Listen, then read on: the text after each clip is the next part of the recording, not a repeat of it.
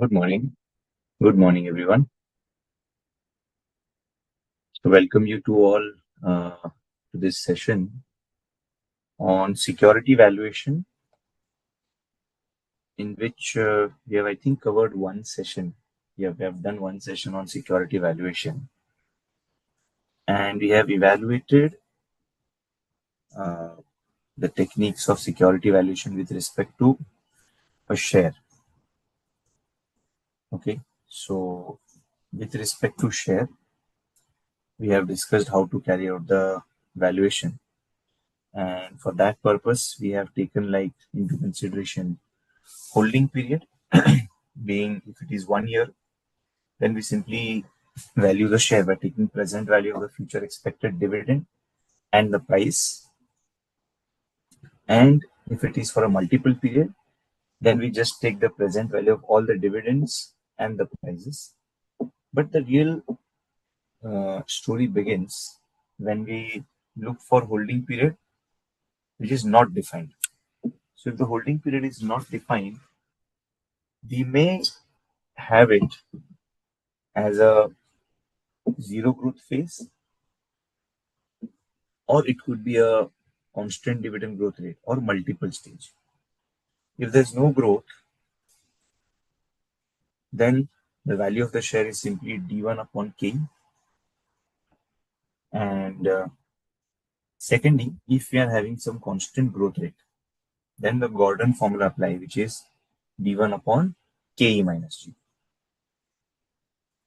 Then in the multi-stage growth model, we look for the growth rate in dividend over a period of time at two different stages, wherein we say for initial phase, there will be high growth, and beyond that, there is going to be a stable growth rate. Okay. Then this was further extended to a transition phase or a three-stage model. But before that, we also observed what is a Gordon model and what is a Walter model. So Walter model was essentially dividend plus earnings minus dividend into R upon K. And the whole divided was by K.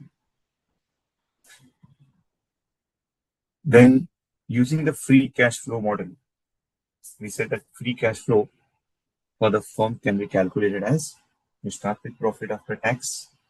Since we want the free cash flow for the firm, we add back the post-tax interest, add back the depreciation because it's a non-cash expense, and then changes in capital expenditure and working capital.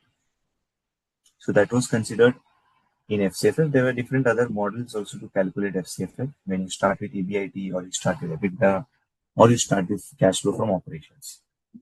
When you want to check what's the free cash flow available for equity shareholders, we start with FCFF, then pay back whatever everything or all the things that are required to be paid to any investor other than equity. So in that you have the interest, you have the principal repayment, preference dividend, and of course, if any new loan is being raised. After that, we did quite a few questions, and also we went ahead with the three-stage model where the transition was happening in a more smooth manner. Okay, and then we discussed the question to calculate to carry out the valuation. Now, in this session, let me just begin with the discussion about bond valuation base. So let me just discuss or start the discussion about the bond valuation. Okay, let us try to understand what bond valuation is and what are the risk dynamics in calculating the value of a bond. Let's understand this with certain examples and certain numbers.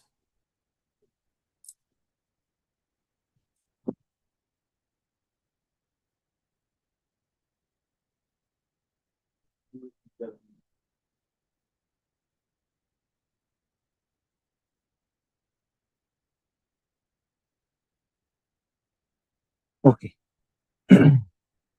now value of bond. How is it going to be determined? How was the value of share determined? Is value of share was present value of all future dividends and sale value of the share, right? Same way, when you want to carry out the value of a bond will be simply present value of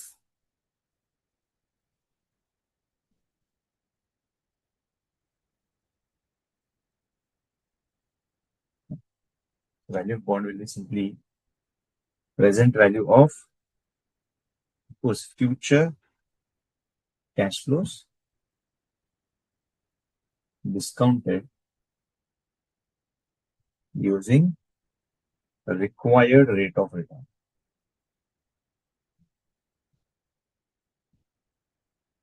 So it's present value of future cash flows discounted using required rate of return. Now the question is, what cash flows are you going to get from a bond? What cash flows do we get from a bond is? What sort of cash flows do we get from a bond?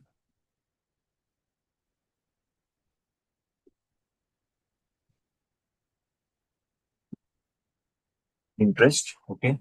You get the interest receipts or anything else? What else do you get from the bond? What else do you get when you are investing in a bond? Redemption value, okay. Right. So it is simply present value of interest payments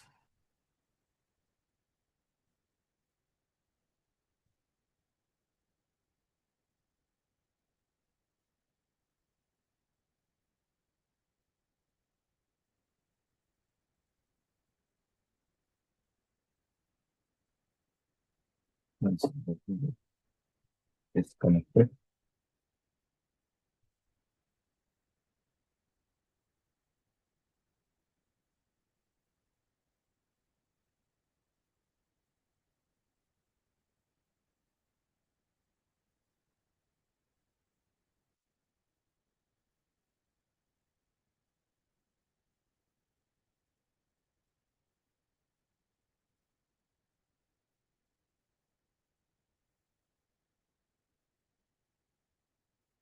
Recording in progress.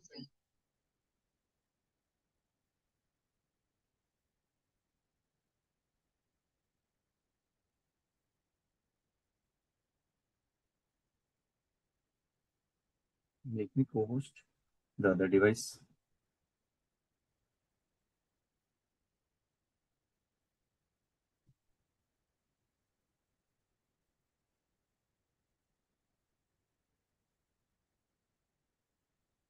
Sanket,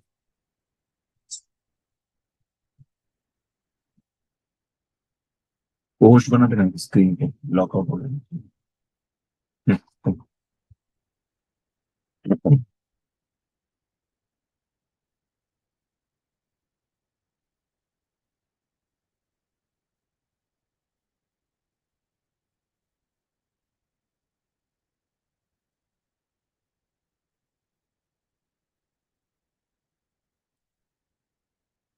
Okay, so as we said, value of a bond is going to be present value of all the future cash flows discounted using required rate of return. So this will be present value of uh,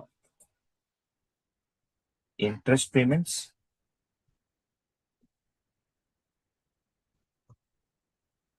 plus the present value of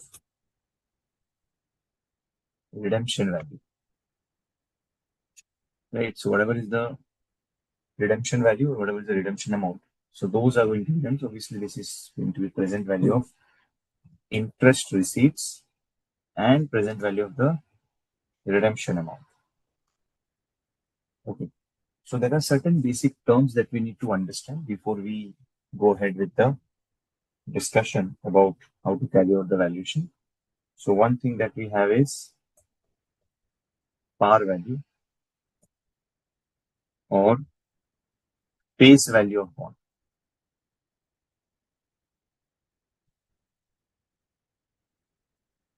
Par value or face value of the bond. Okay, the par value or face value of the bond, or also called as the nominal value of the bond. Okay, so that is simply value which is stated on the face of the bond. Sometimes it is also the redemption value, right? Most of the time, unless and until the specified redemption is going to be done at premium or a discount.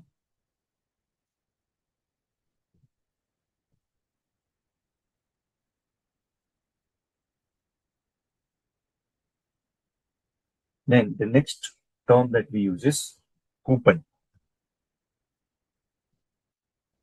So coupon rate.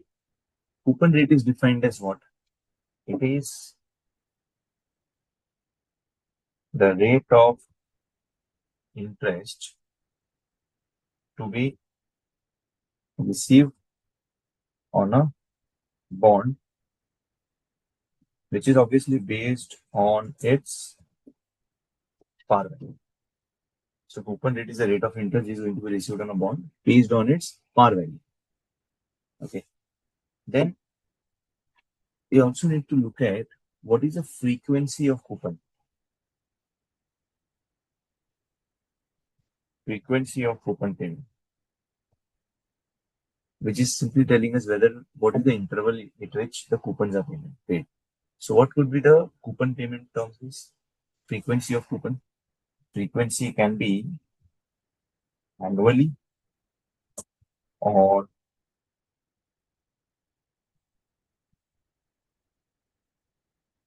half yearly or quarterly or monthly. Frequency of coupon will be annually, half yearly, quarterly, or monthly, depending on the terms and conditions. Then we have maturity time period, which is essentially the time period of redemption of bond. Time period for redemption of bond. And finally, we have the redemption value. So redemption value is simply the final or bullet, or what is said to be also the one-shot payment of principal. Now this can be at par or premium, because no bond investor would like to have redemption at a discount, because if the redemption is at a discount, you won't find an investor.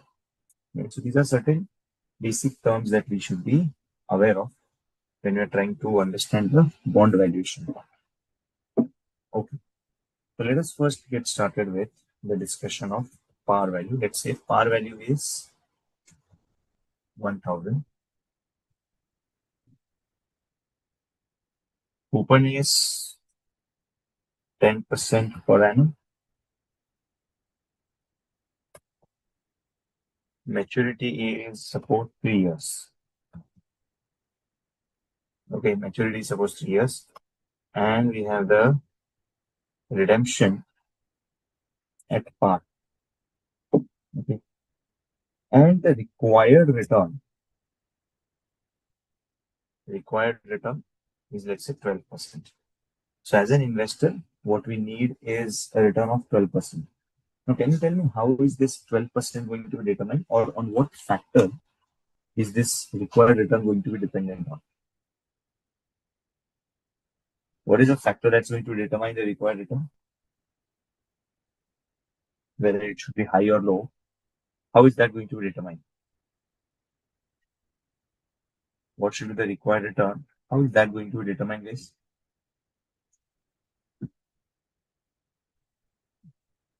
Anyone? Inflation, okay. Inflation could be one of the factors. What else?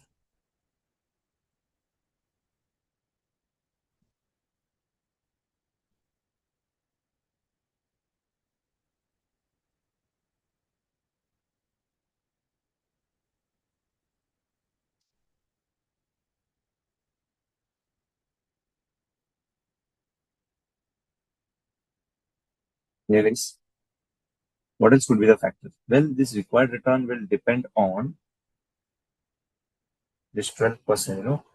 It depends on what is the same fundamental, the risk-free rate plus some risk premium.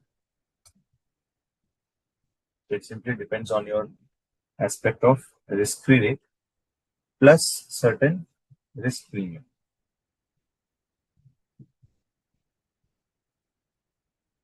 So required return is going to be calculated as risk-free rate plus some risk premium.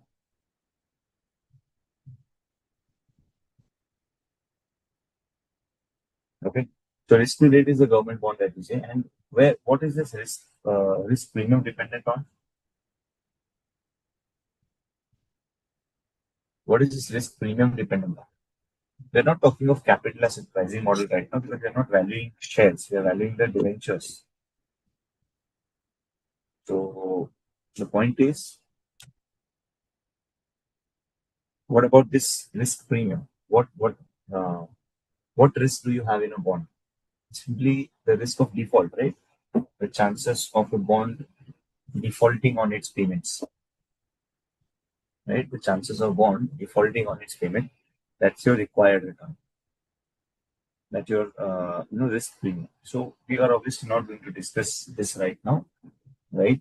So this is simply going to be something that's dependent on the risk rate plus the risk premium. Now this required return is also called as yield to maturity. This required return is also said to be what? Yield to maturity. Okay. The required return, it depends on the risk rate plus the risk premium, whatever is the level of risk that we have. And then we can say uh, this will be calculated, this will be given number to us. Now, how do they go about valuing this debenture or valuation of this particular bond? Simply by taking the present value of all cash flows. So we can just write down the year cash flows. Present value factor will be at your YTM or 12%. Then you take the P. So you have from year 1 to 3, from first year till third year, the cash flows are going to be how much? From first year till third year. What will be the cash flows, guys?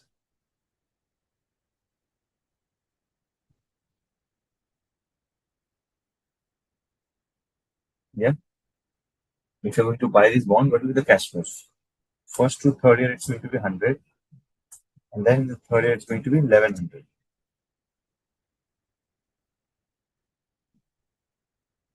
Got it? First to third year, 100. And then in the third year, it is 1100. So what will be the present value factor at 12%? Can you please apply the present value factor and calculate the PV and give me the total? Can you do that?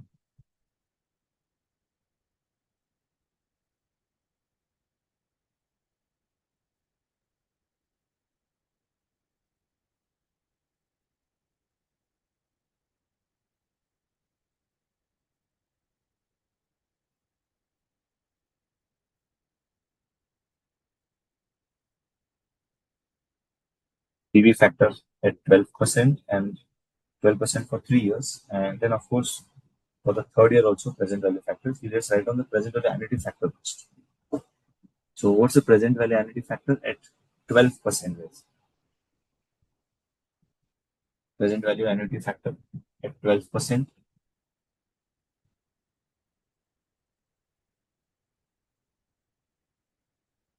Okay, here's how much? 2.40. Okay, 2.40180 to be specific. And what's the third year PV factor? PV factor for the third year.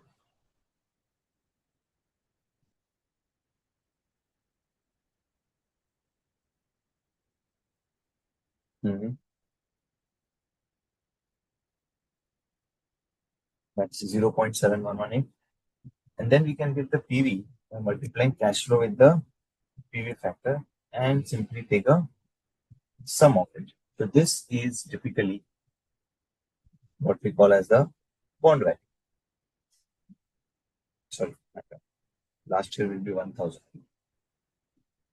So we have the value of bond calculated for us as 951.98. Value of bond is 951.98.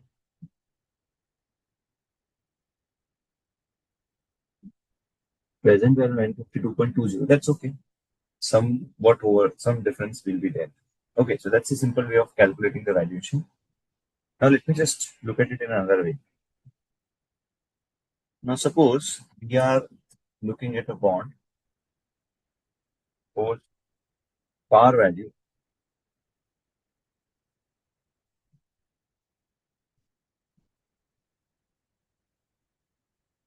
Par value is, let's say, 100. Coupon is 8%. Maturity is, let's say, 5 years. Okay. Redemption value, or what it is, redemption will be at, let's say, 5% premium. Okay. And yield to maturity, or YTM, is, let's say, 11%. Can you give me the value of the share? Sorry, value of the bond in this case? Can you calculate the value of the bond? Yes. Just as we did the previous question. Just as we did the previous thing. Just get me the value of the bond for these particulars. Give me the value of the bond for these particulars is.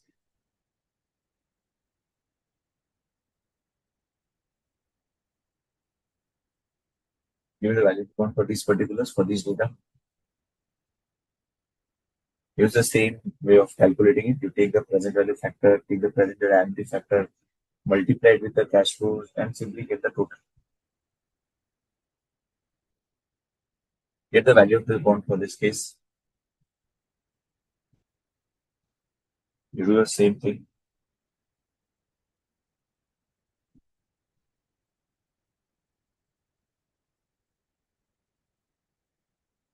It's going to be now from year 1 to 5.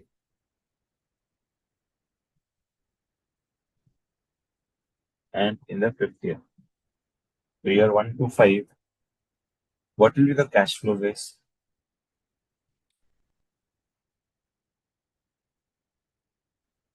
What will be the cash flows? From year 1 to 5, every year, what will be the amount of cash flows?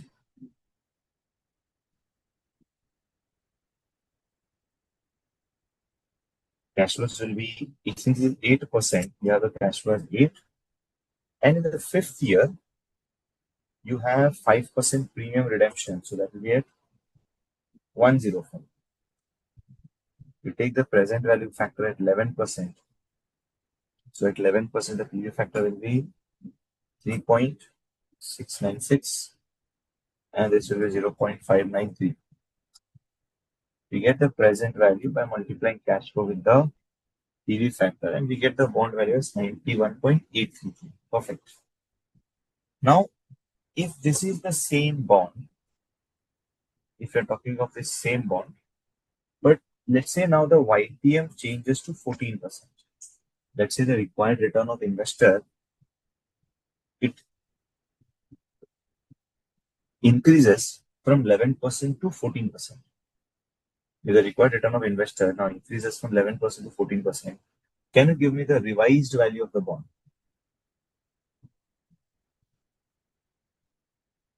Can you get the revised value of the bond?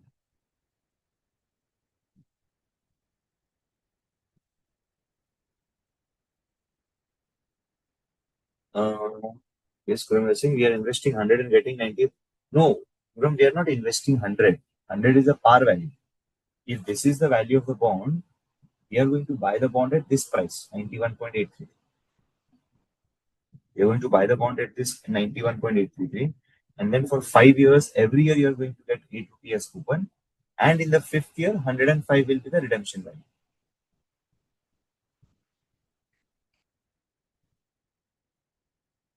Got it?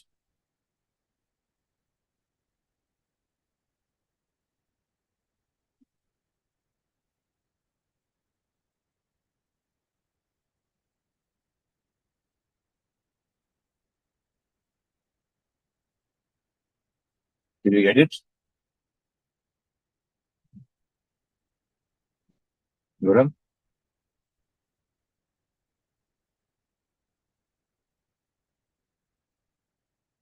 Guram, is it clear?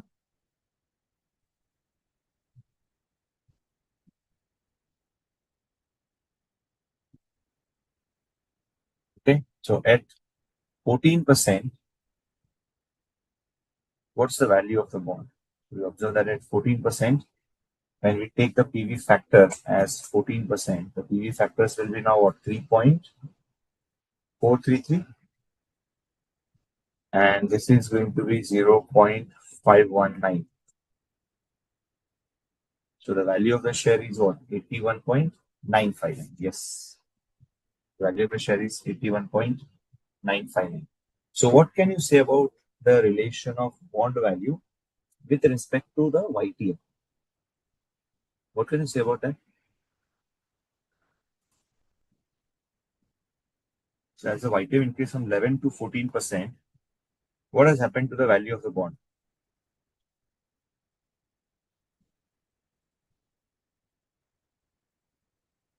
What has happened to the value of the bond?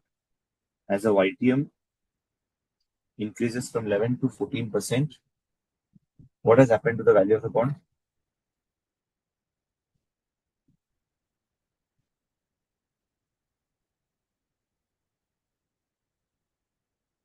Can I say as YTM increases, bond value decreases. As the YTM increases, the bond value is decreasing, right? The YTM increases, you can say the bond value is decreasing. Or there's an inverse relation between the YTM and the bond value. Okay. Just keep this in mind. We're going to use this in our further discussion. Okay. Right now, let us look at a scenario.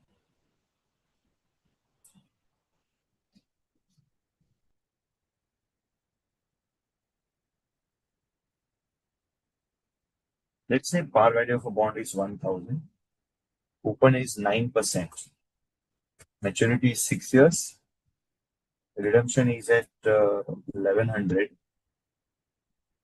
YTM is not known to us, but we know the price of the bond. Let's say price of the bond is 960. Price of the bond is 960. How do we calculate this YTM? How do we calculate the YTM?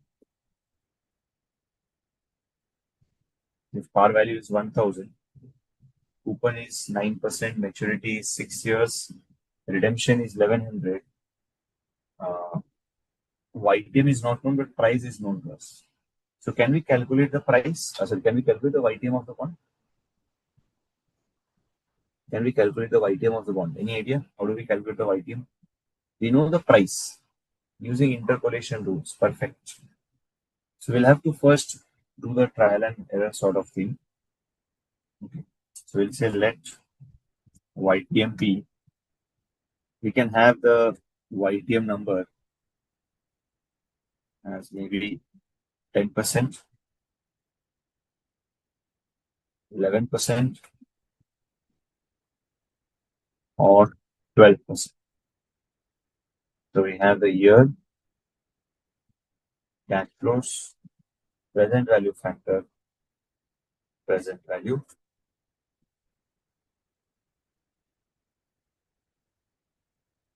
So from year 1 to 6, cash flows will be, can I say 90? Every year, the cash flow is going to be 90.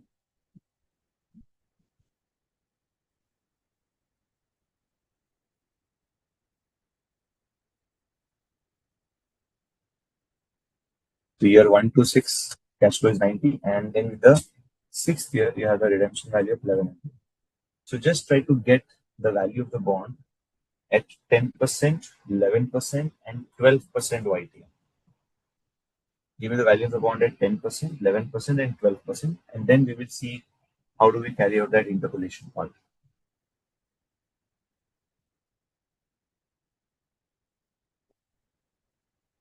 Try to get the value of the bond at 10%, 11%, and 12% ways.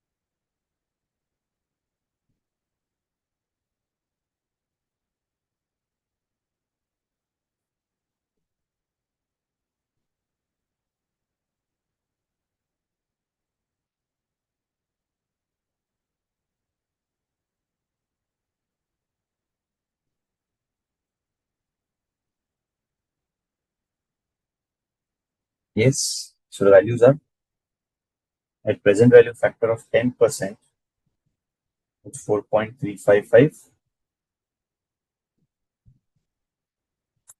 This is 0.564. So the present values are cash flow into this PV factor.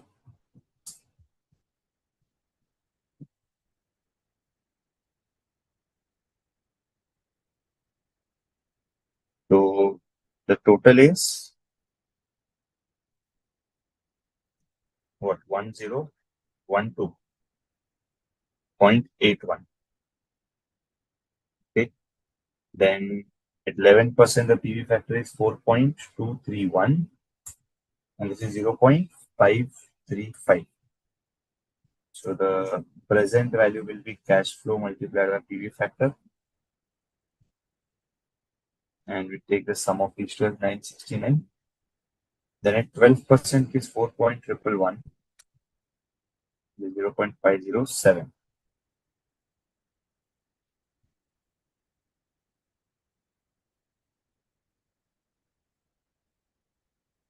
Is PV factor into cash flow. And then taking the total, it's 927.69. Okay, 1012.81, 969.29, and 927.26. Okay,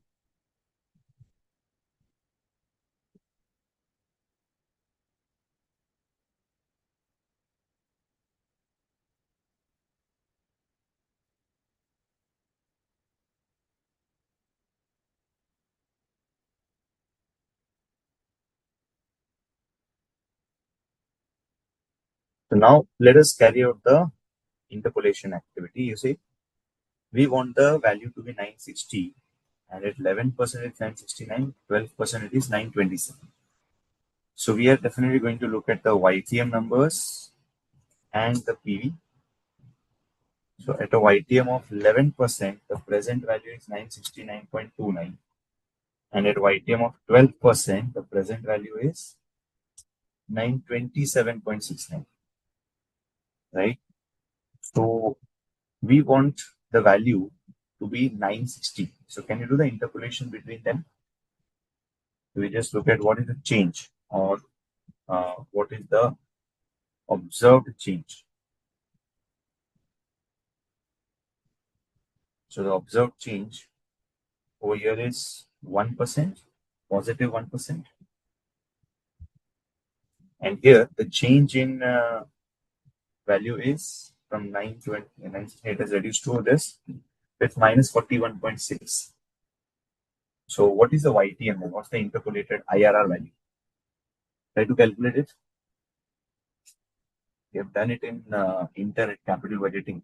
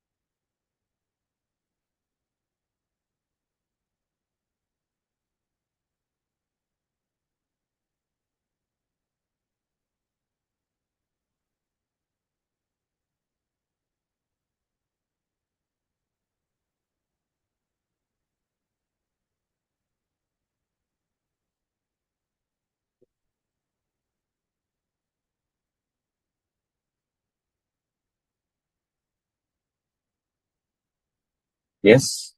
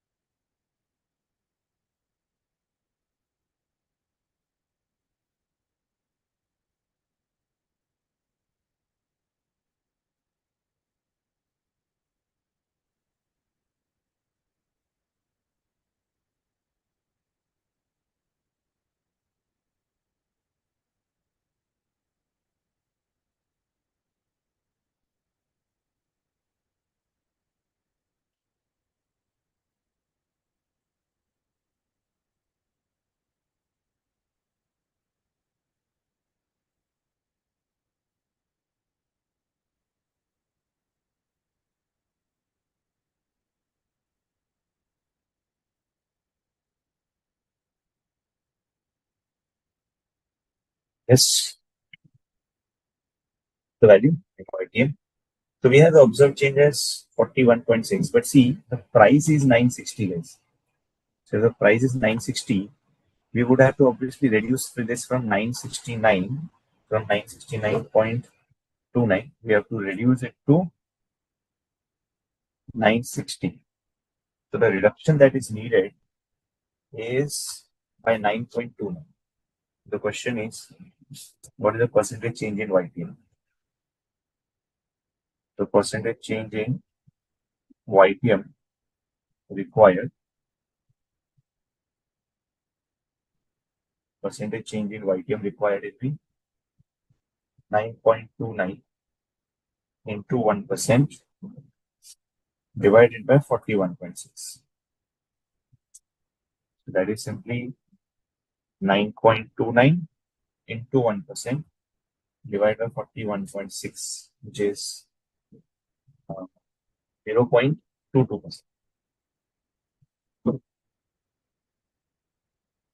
The YTM will be 11% plus 0.22%. That's essentially,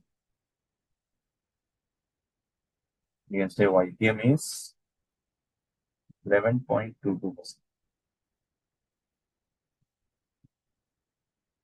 Okay, did we get it? I don't know. Guram, you were getting some 12.34. No, 10.77. No ways. Rohan, Guram, did you understood? How did we get this YTM? Hello. Hello. Morning, sir. Yes, Guram, you want to say something?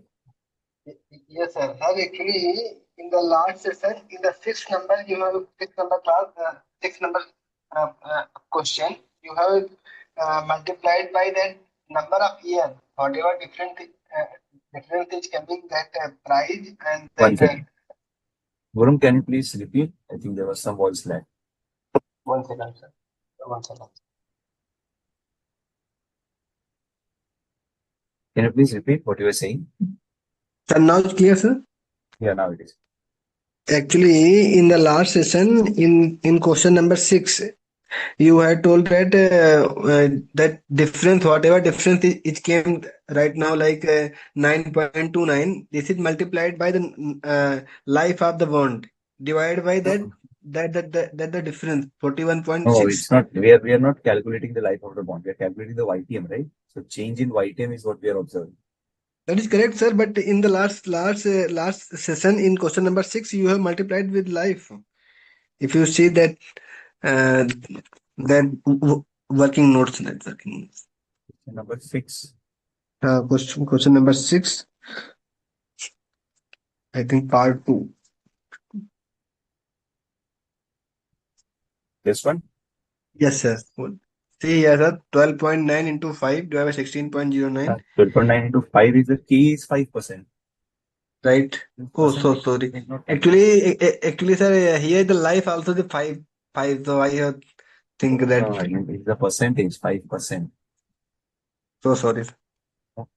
But sir, your answer, whatever you see, if I'll do that percentage, it will be difference point 12.92 into 5 divided by 16.9. See, sir, you have written a 3.82 and 3.82 is coming. If I'll multiply with the 5, not the percentage of 5. So 12.92 into 5, If I'll do percentage, then 5 to 12.92 divided by 16.9. Yeah, it is 3.82. actually same is coming. Either should I do the percentage or not do the percentage? This The value is is came is the same. this is representing the percentage change in the key. Okay, okay, sir. Okay. So here we get this YTM as 11.22%. So shall we take one more for your clarity? Shall we take one more question, guys, for Yes, sir, calculating the yes. YTM? Yeah. Okay, but let Yes. me just give you the parameters. So suppose now you just try to do it from scratch, everything. Let's say par value is 100, coupon is 8%, maturity is 10 years, redemption is going to get 106. Current price of the bond is 98. Okay. Try to get the YTM guys. Try to get the YTM.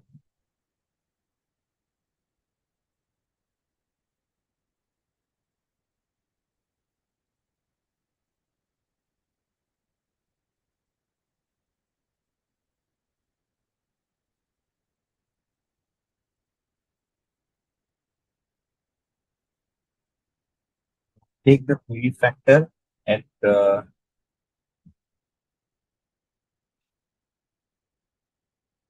take PV factors or take interpolation between 8% and 9%. Carry out the interpolation between 8% and 9%. Then try to get the present value matching 98.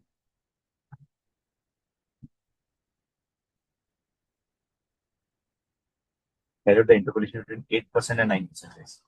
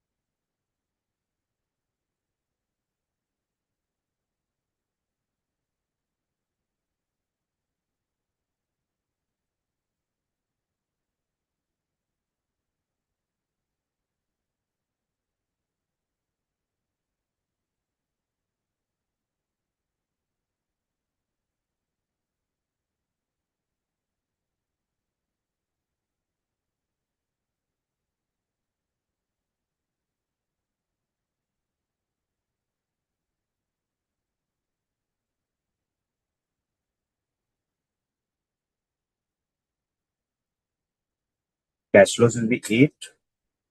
It's going to be 106 in the redemption value.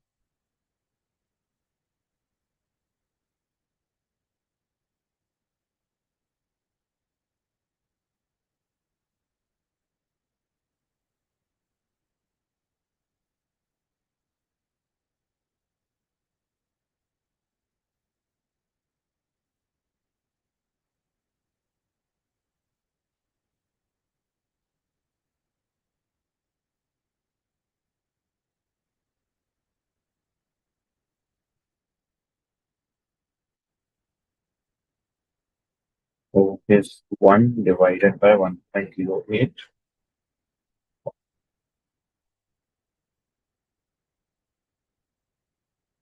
Yeah, so this is 6.71.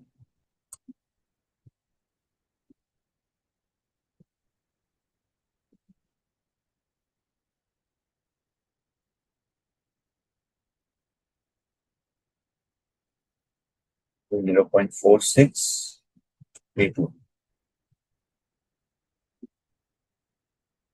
Sir, 8.71% are our answer.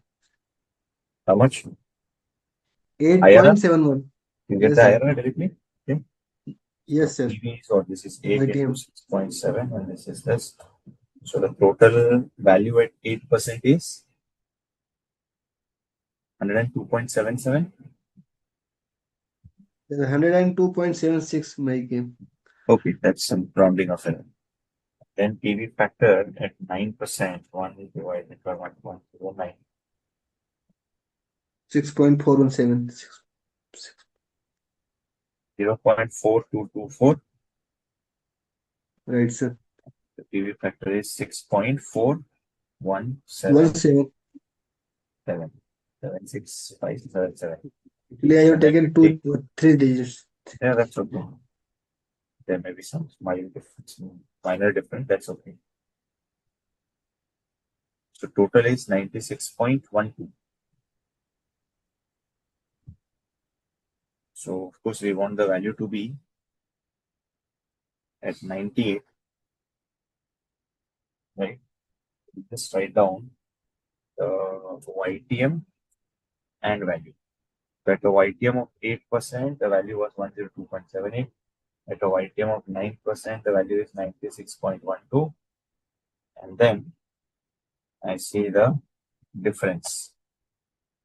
So that's 9% minus 8%. So 1% change in YTM is causing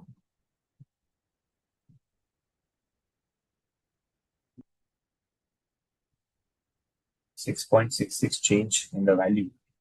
And the change in value that we wanted is from 102 till 98 or 8 minus 102, which is 4.78 change. The YTM will be 4.78 multiplied by 1% and then divided by the value. So it's 0.72. So YTM will be 8.72%. Okay. YTM is 8.72%.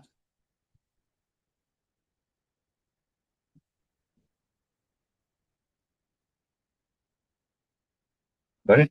YTM stands at about 8.72%. Correct? Yes, sir. Yes, sir. Clear. Yeah. Okay. Mm. Now, the bond may be also, half yearly sometimes. The bond values may be sometimes also be given as where a YTM or coupon payment happens on a half yearly basis. So let's have a look at it. Suppose the par value of a bond is 100. Coupon,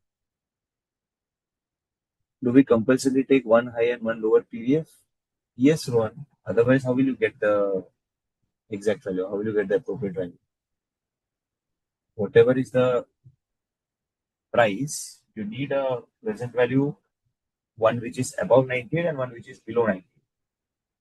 So you can see 102.78 was one of the values, which is higher than 98, and 96.12 is the other value, which is lower than 98. Okay. So let's say par value is 100 and coupon is 7%, which is, of course, 7% per annum, which is payable half year. So 7% per annum, payable half yearly. Maturity is, let's say, 5 years. Redemption is 108. And the YTM number is, let's say, 6%. Of course, this is 6% per annum.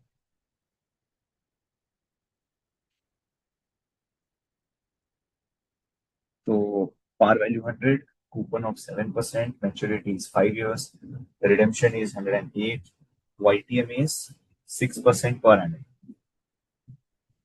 So how do we write down the cash flows over here? How many cash flows are we going to get in this bond by the time of maturity? How many total cash flows are we going to get in this bond?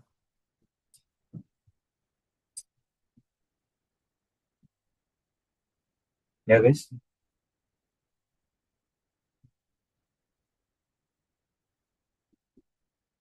How many cash flows are we going to get? There's going to be 10 cash flows. Yes. So we need to look at number of half years.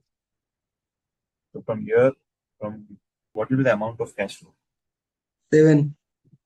No, it is 7% per annum. But since it is payable half yearly, every cash flow will be half of that, which is 3.5. Every cash flow will be half of that, which is 3.5.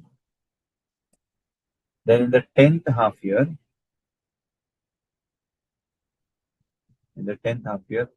you're going to get 108 being the redemption value. Now we obviously take the present value factor, but what will be the rate at which I'm going to discount these cash flows? What will be the rate at which I'll be discounting the present value? 3%. How much? 3. 3%. Yes, perfect. It's going to be 3%. So take the present value factor at 3%, determine the PV, and give me the total. So if it's half yearly, you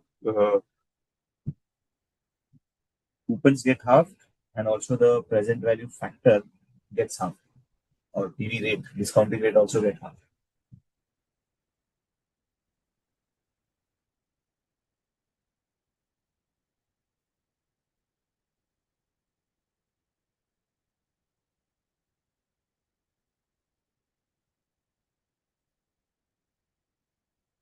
Yeah, so PV factors at 3% should be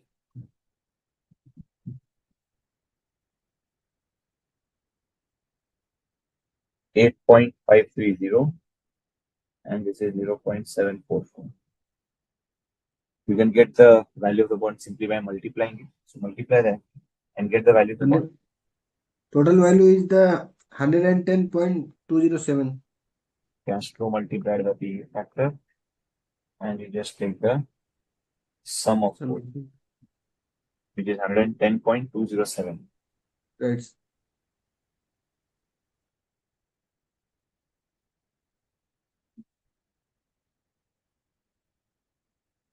At 10.207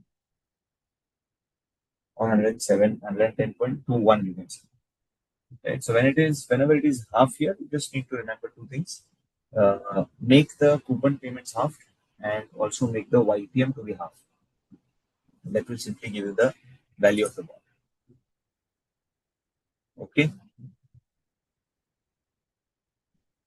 Okay, sir. Sir, if quarterly is given, then 1/4. Divide by 4, yes. Quarterly, if it is divided by 4.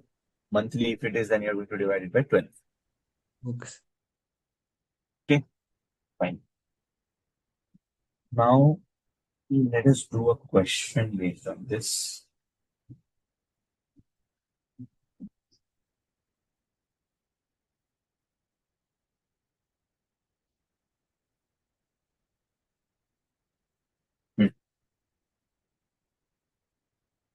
Nominal value of a 10% bond issued by company is 100. So, face value or nominal value of the bond is 100. The bonds are redeemable at 110. First, let's write down the coupon rate. Coupon rate is 10%. The bonds are redeemable at 110. So, the redemption is at 110. Determine the value of the bond if the required yield is 5%, 5.1, 10%, and 10.1.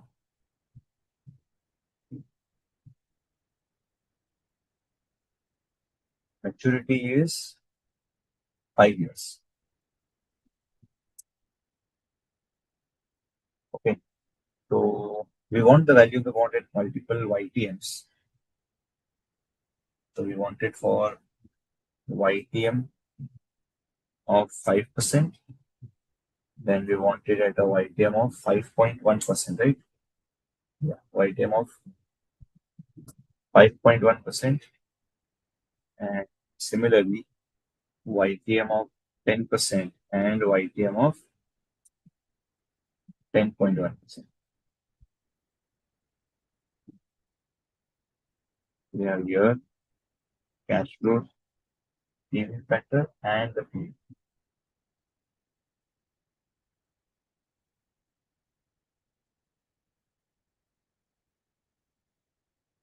Okay. From year 1, 5, and then in year 5.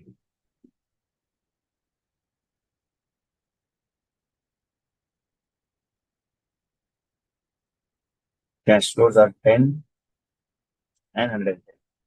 So try to get the value of the bond.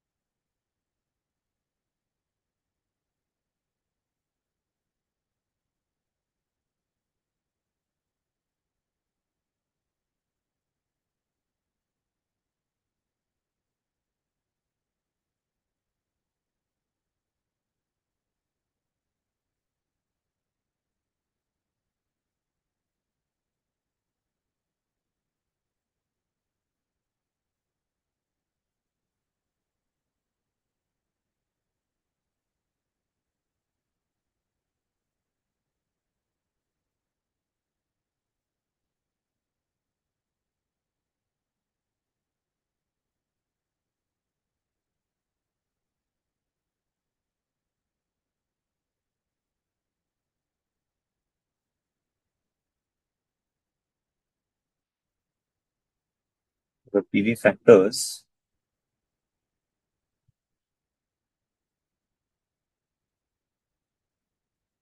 at 5% is 1 divided by 5.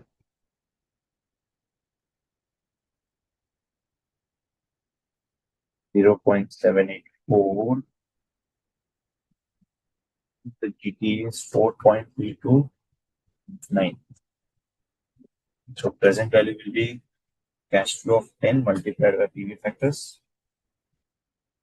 Then you take the sum. This is 129.53. Same way, get the value for YTM of 5.1%, 10%, and 10.1%.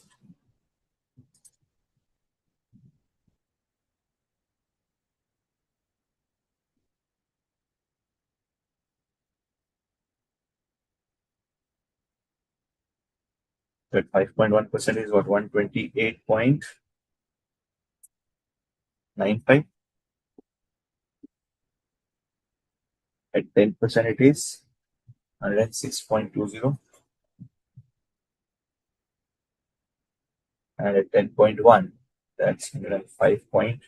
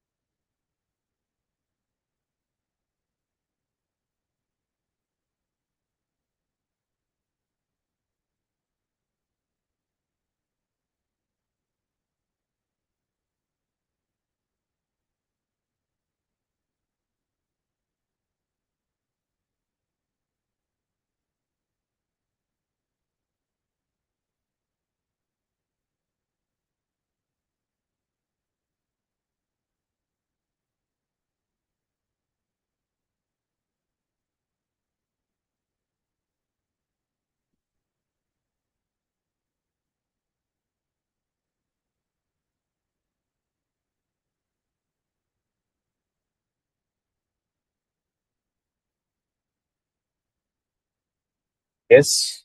Received. Okay. Done. Then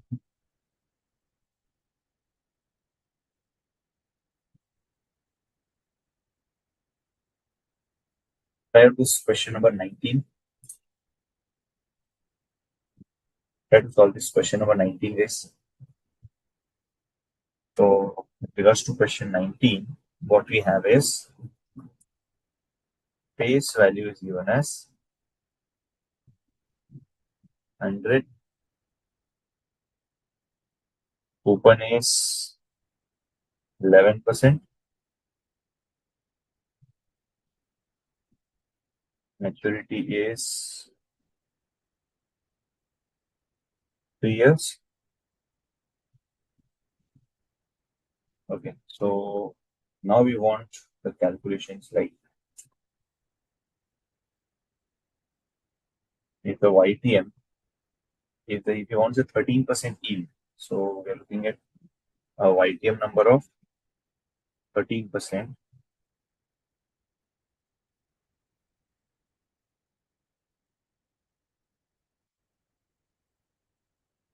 Then it's going to be from year 1 to 3, coupon being 11, maturity being at 100 only. So just try to get the value guys. Value at 13%. Take the bond value at 13%. And then if the bond is selling at 97.6, then we have to get the YTM number. So first, get the bond value at 13%.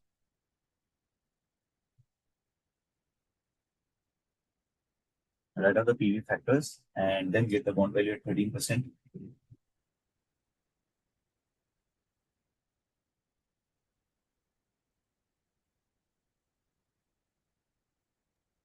The first answer is Yes, 95 point, first answer is 95.27. 95.27. 7. 275 somewhere to 28. Okay, so the PV factor over here will be 2.361, and this is divided by 0.6931 is multiplied and get the value. Now the question says if the bond is selling at 97.6, what would be his yield? Okay, so since this is 95.28%, I need to reduce the YTM and then carry out the interpolation. So let us do the calculation at YTM of 11%. Take the PV factor, PV, calculate the value, carry out the interpolation, and then give me the YTM value.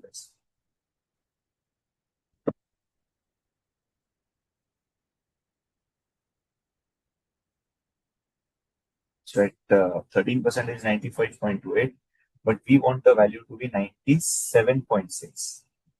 So for a bond value of 97.6, what should be the present value? I mean, what should be the YTM?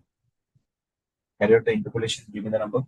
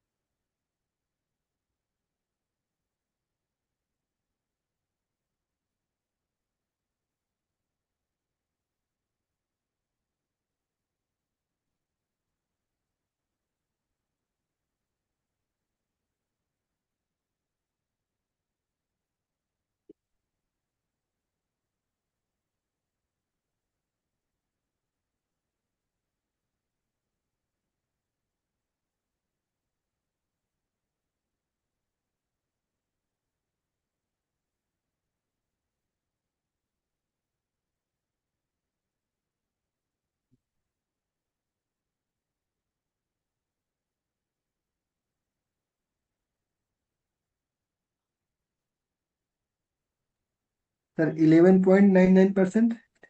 11.99%, or approximately you can say approximate YTM for bond value of 97.6 is equal to approximately it's going to be 11.99 or 12%. Got it, everyone? Easy. So I think now we are quite comfortable enough to calculate the YTM figures.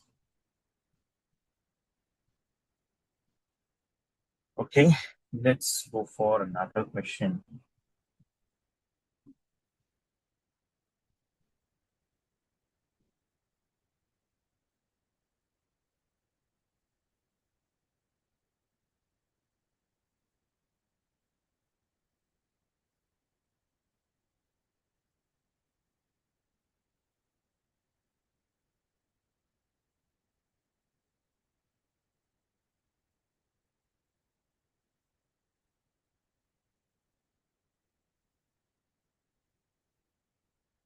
Okay, so question number 20. But before that, question 20, we need to look at another with a term called as current yield.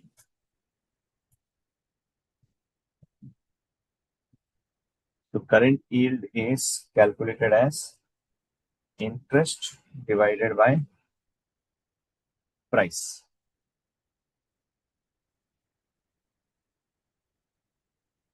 It's calculated as interest divided by price, which is current yield.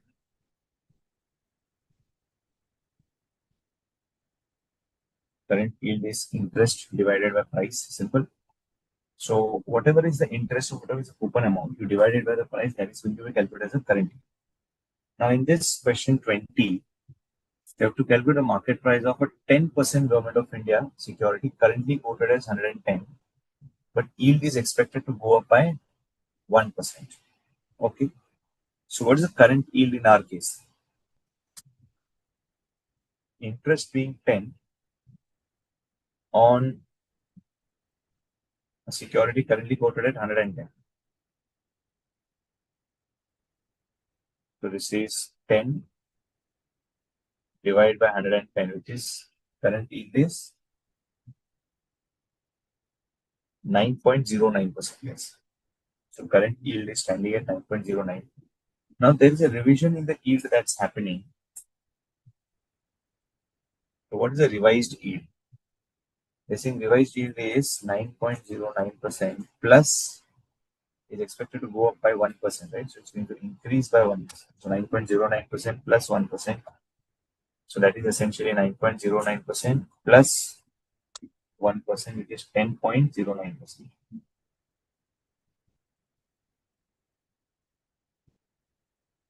Revised yield is 10.09%. So what is the price? Price will be interest divided by the current yield. Simple.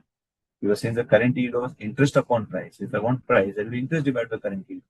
So what will be the revised price? The revised price will be interest of 10 divided by 10.09%. So the revised price stands as 10 divided by 10.09%, which is 99.11.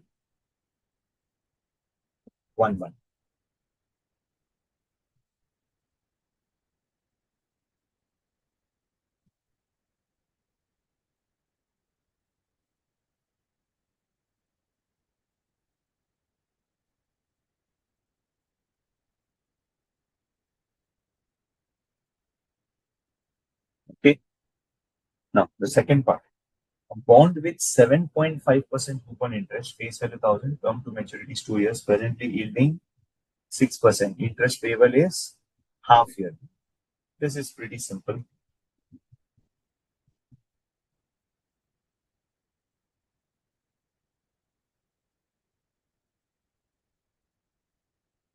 We have the face value as 10,000. Coupon is 7.5% per annum, but payable half yearly. Redemption value is 100.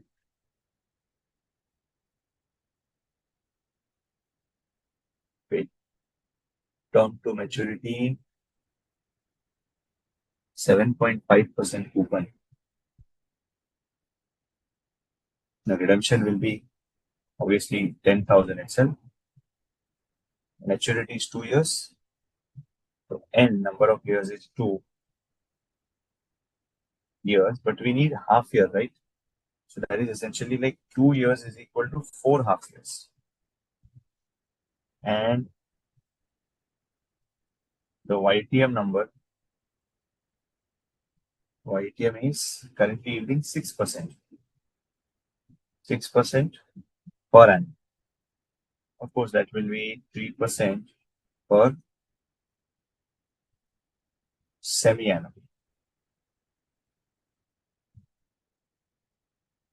So we can get the value of this bond simply writing down the half years, total number of half years that we have, write down the cash flows, take the PV factor at 3%. Then calculate the P. Calculate this as total.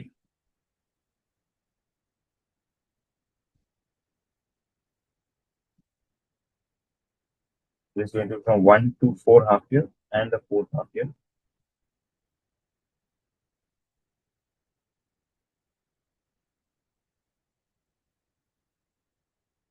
So the cash flows are 3%, 7.5% per annum.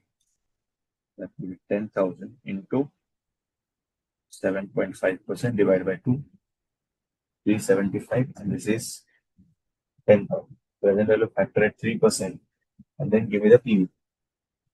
Give me the present value is how much is the present value for this half year bond? Sir, present value is 1,48,267.50. Sorry, how much? 1,48,267.50. 1,28,000. No, 1,48,000. No, how come 1,48,000? Bond value, face value is just 10,000. This PV factor will be at the rate of 3%. The 1 divided by 1.03. 1, 2, 3, 4. The 0.884. And this is 3.77171.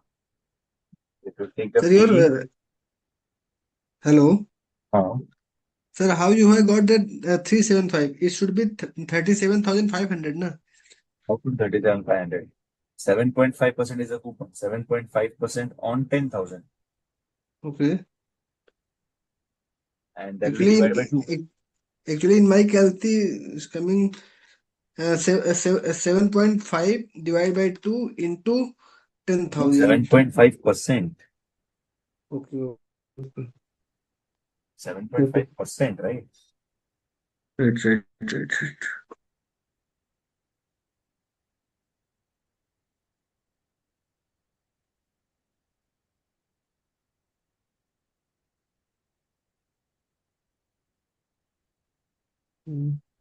Okay. So that gives us the value of this half year bond.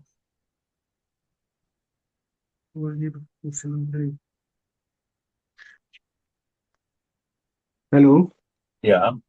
Actually sir मेरा question first part पे है अगर वो ना मेरा जो answer आया था रिवाइज प्राइस 99 रुपीज है और वहां पे कोटेड है 110 तो हम बाय करेंगे या सेल करेंगे Yeah. फिर buying or selling का क्वेश्चन ही नहीं.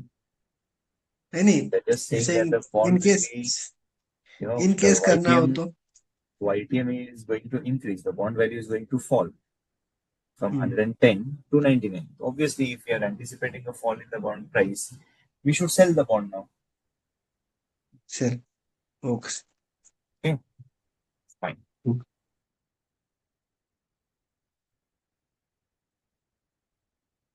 Let's go ahead with this question 21. Look at this question 21. A convertible bond with a face value of 1000 is issued at 1350. So we have a convertible bond with a face value of 1000 which is issued at 1350 with a coupon rate of 10.5%. The conversion rate is 14 shares per bond. Current market price of bond and share is 1475 and 80 respectively. What is the premium over conversion value?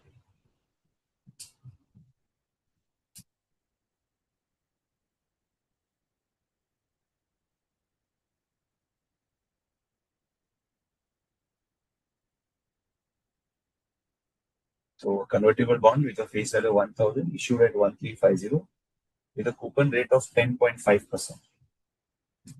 The conversion rate is 14 shares per bond. Current market price is 1475 and 80 respectively. This is the value of the shares. What is the premium over conversion value? Now, first up, since this is a convertible bond, we need to first look at how much is the conversion rate given to us. Conversion rate is 14 shares per bond. So every bond is going to get converted to 14 shares. Market price of share is 80 rupees.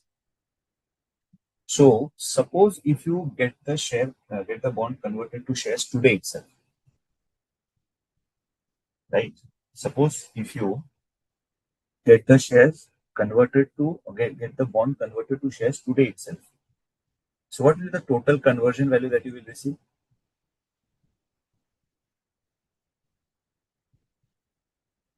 What will be the conversion value that you're going to receive?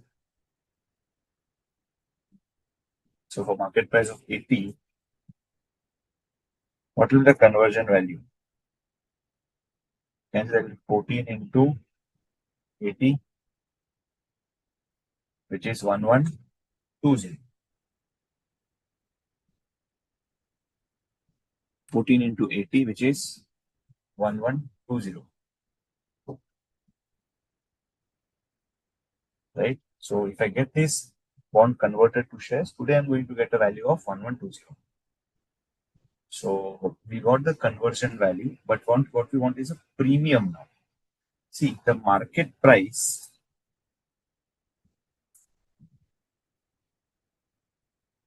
of bond is 1475. Market price of bond is 1475. What is the premium over conversion value? See, as far as the conversion value is concerned, the bond is having a current conversion value of 1120, whereas the market price of bond is 1475.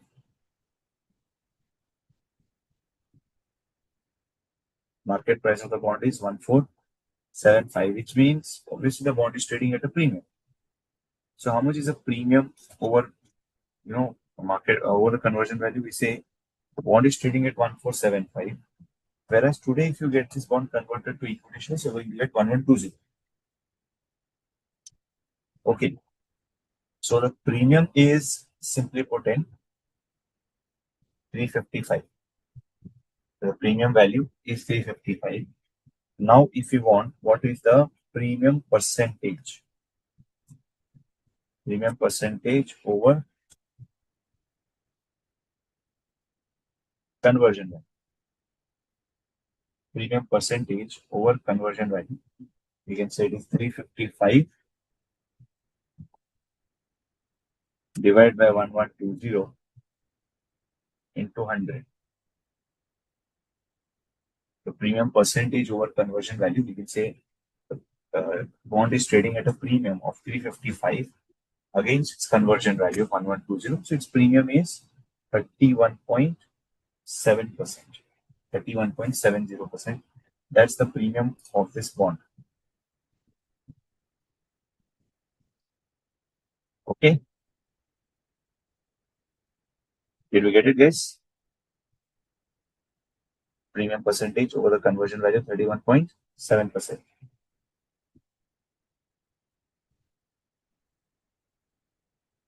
Now, let us go for question 22. Yeah. Read this question. Take a minute. Read the question.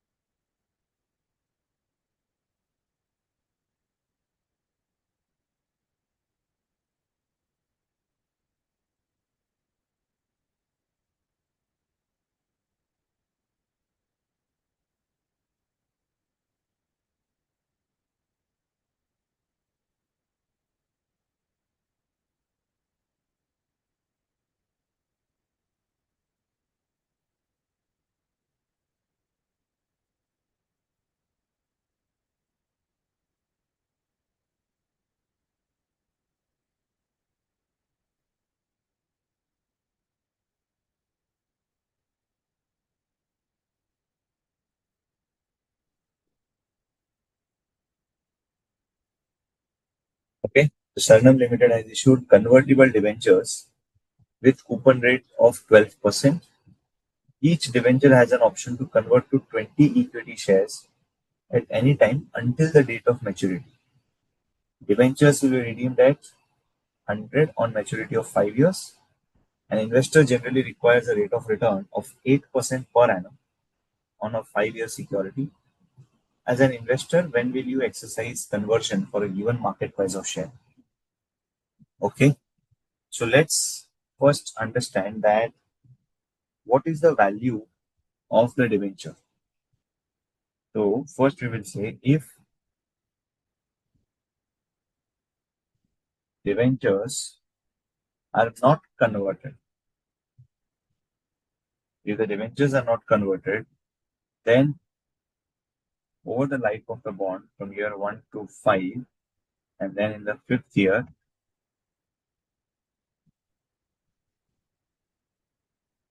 cash flow is 12,800, present value factor, then we have P.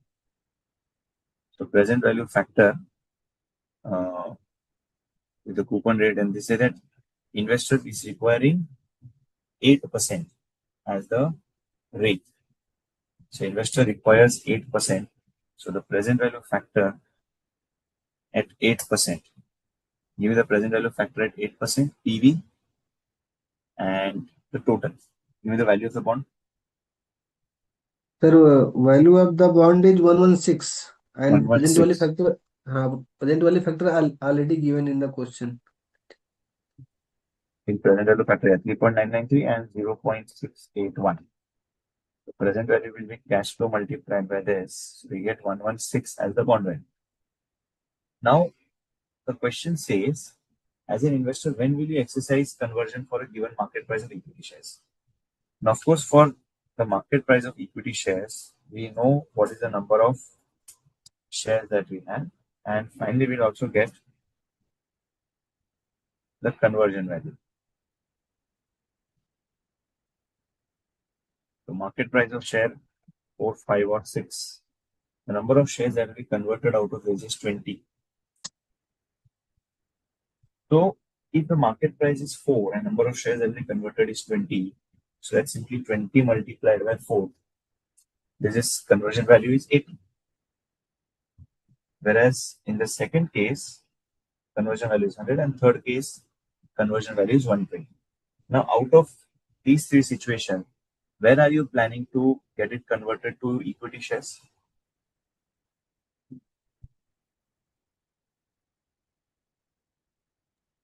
At 6 rupees. Hmm? At 6 At rupees, 6. yes.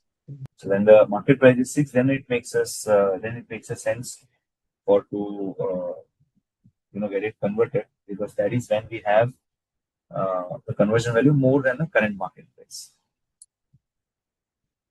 Okay, perfect. Yes. Now let us go for this question number 23. Yes. Question 23.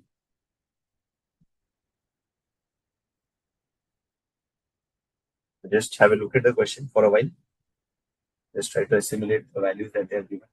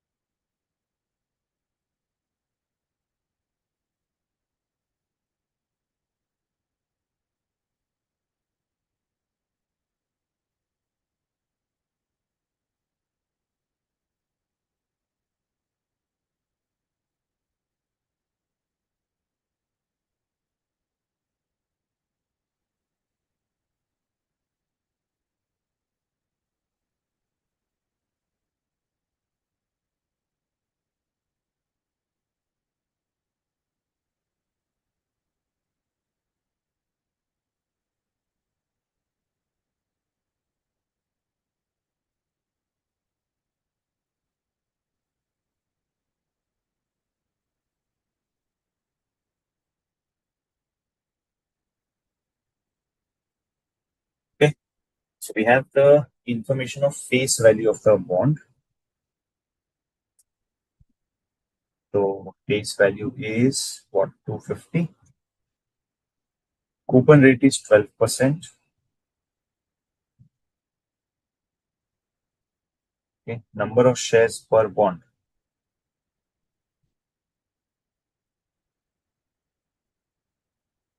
Number of shares per bond is 20. If we get it converted to shares, we are going to get 20 shares for every bond. Market price of share.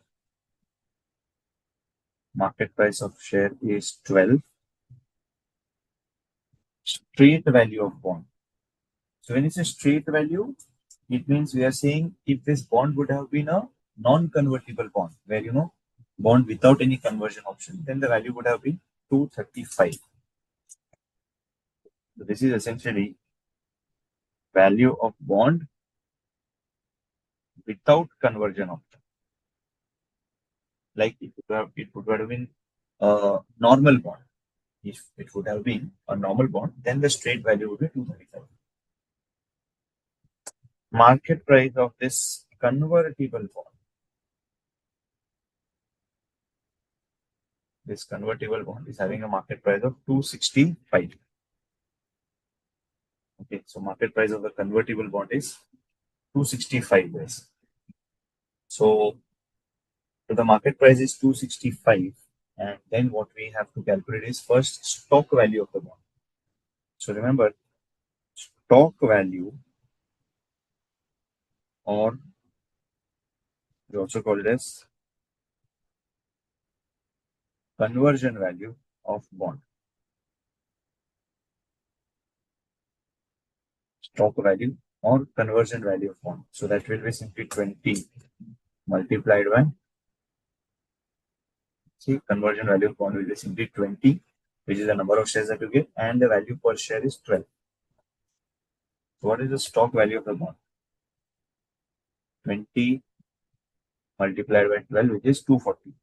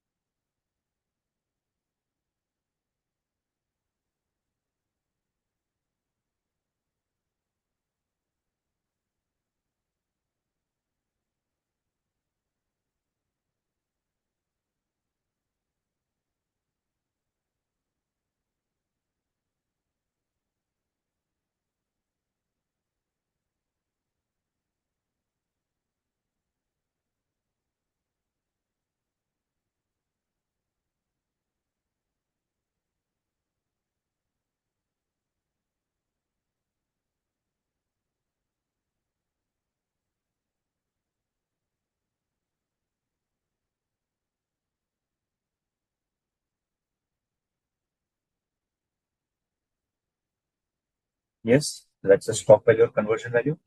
Then we're talking about what is the percentage of downside risk. Percentage of downside risk. Now, what is the percentage of downside risk? See, if I ask you by how much can the bond value really fall? See, the current value of a convertible bond is 265. Had this bond been a non-convertible one, wherein there is no option to get it converted. If there is no option to get it converted, then the straight value would have been 235. Now, suppose the value of the shares becomes zero. Suppose the value of share becomes zero. Will you be motivated to get it converted to equity share? Will you be motivated to get it converted to equity shares? No. So even if the value of the share becomes worthless or if it reduces to zero, can I say the bond will still be an existing debenture or a loan which is due, right? So even if the shares are worthless, still the bond will have its value because it's ultimately a fixed income instrument. So if I ask you what will be the value of bond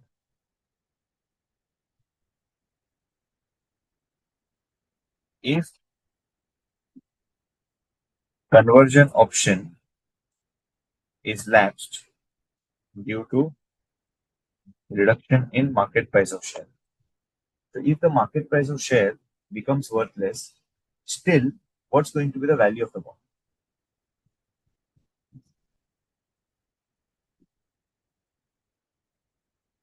Yeah. What will be the value of the bond if the conversion option is lapsed due to reduction in the market price of share? 235. 235, exactly. So because bond is still going to retain its bond character, which is like if there is like there's no conversion option, then this bond becomes like a normal bond. If there's no conversion option available, then this bond actually becomes like a normal bond.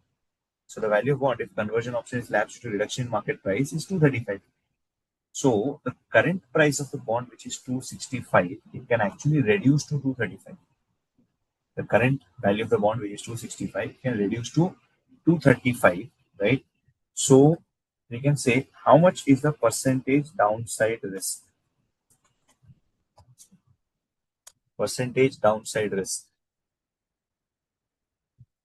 Percentage downside risk will be simply the bond value can fall to 265 from 230, from 265 to 235. So as a percentage, the downside risk is how much? It can fall from 265 to 235. So that's 11.32%.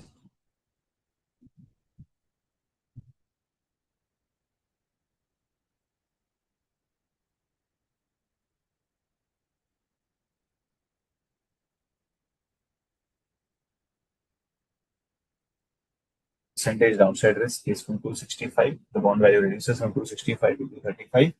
That's 11.32%. Then the next is conversion premium. Now, how much is the conversion premium that we have? So conversion premium is simply, see, the bond, if it is getting converted to shares, you have it as 240. If the bond is getting converted, you have the value as 240. But whereas the current price is how much? 265. So conversion, because of that conversion option, they say the stock value itself is 240. But if it is trading at 265, we can definitely say the premium is what? 265 minus 240. So which is premium over the conversion value. The premium over the conversion value is 265 minus 240 divided by 240, which is 10.42% is the premium. Conversion premium is 10.42%. Then what is the conversion parity price of the stock? Conversion parity price of stock. So conversion parity price of stock is simply going to be that price, conversion parity price of stock is essentially that price of the stock which will be matching with its current market price of the bond. So this is simply the bond value divided by number of shares. We have the bond value as what? 265 and 20 shares will be issued. So obviously we have this 265 divided by 20, which is 13.25. So that's 13.25 being the conversion parity price of the stock. So considering the bond will be converted to shares, what will be the price of those shares? The current market price is of course 12, but the conversion parity price is 13.25. So we definitely see that there's a premium of 1.25 in this. Okay.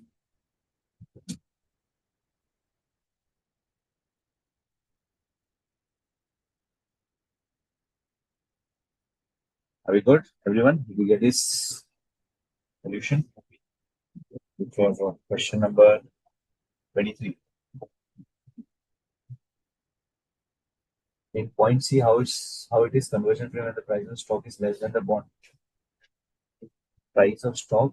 Rachit, we are asking from the point of view of the premium in the value of the bond. So how much premium is there in the value of the bond? That is being asked. So premium, the value of bond is 265. Had it been share, 20 shares, the value would have been 240. So because it is that debenture or it is that bond with conversion option, you have this 10.5%, 10.42% as a premium. So this is premium over the share value, not the premium over the bond value.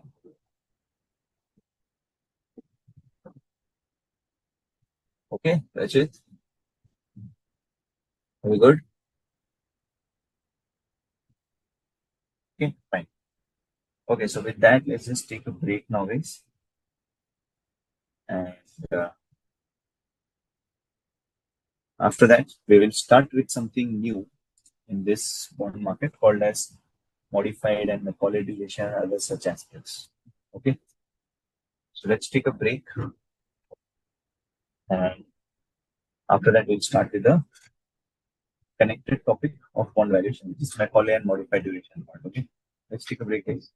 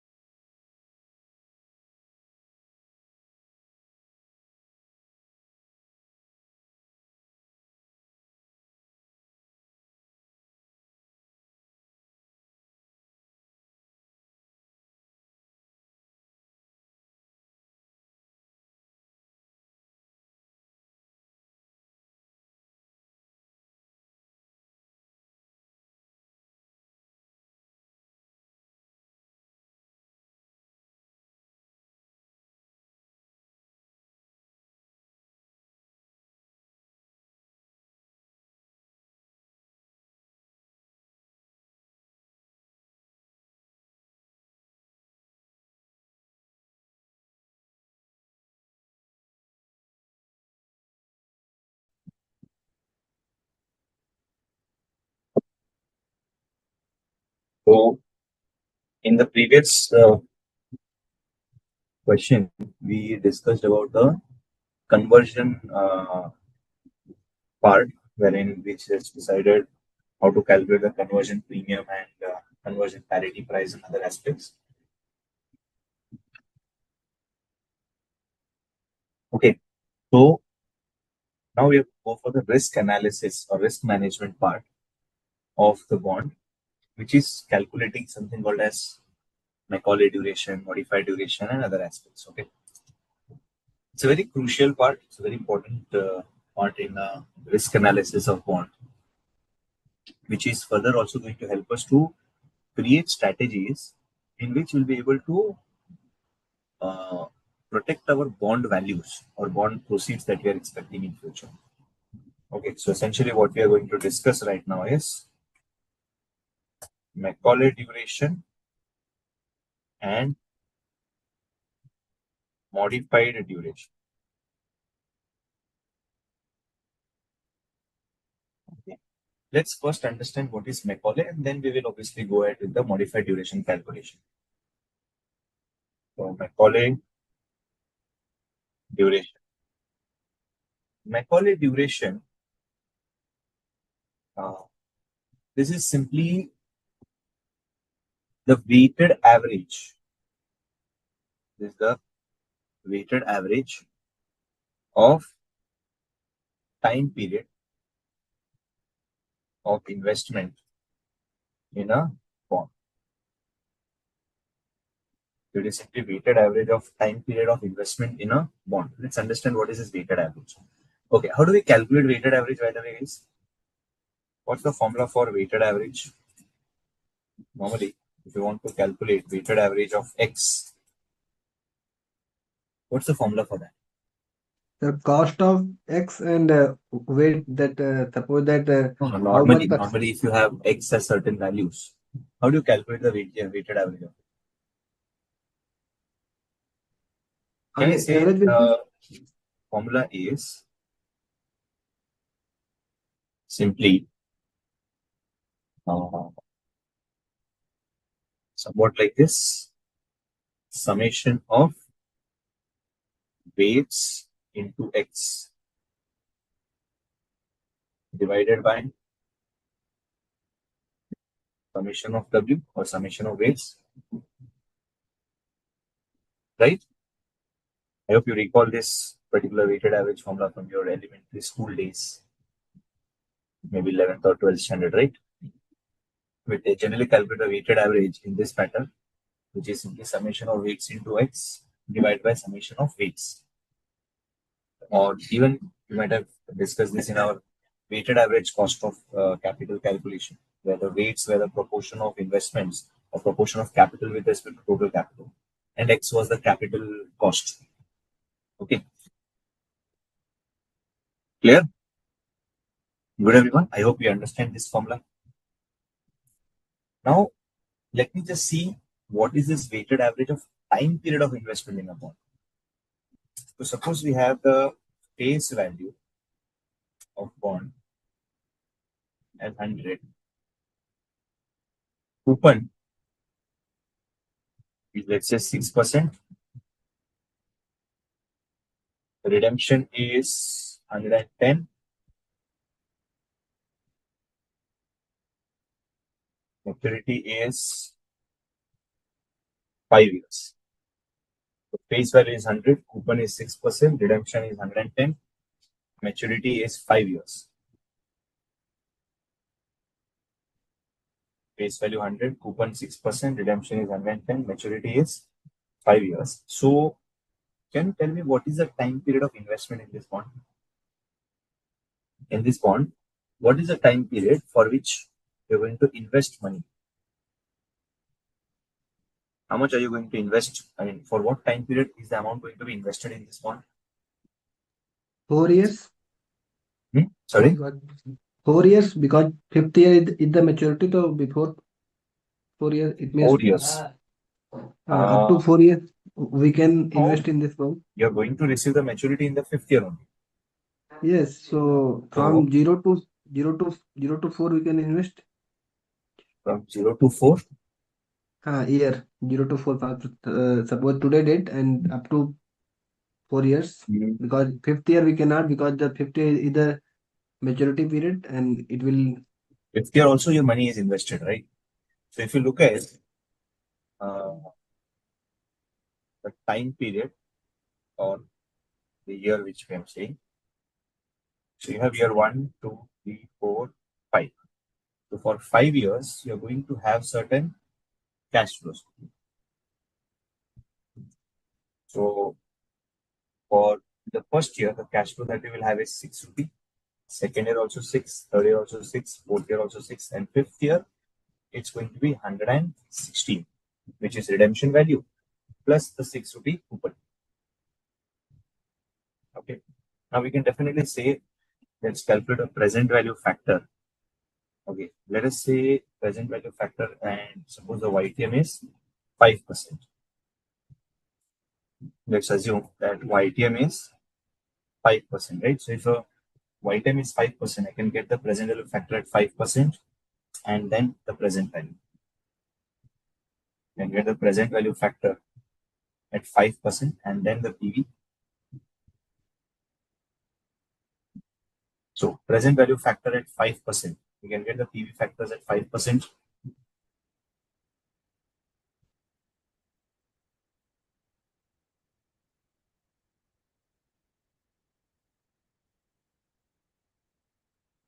Present value factor at 5%.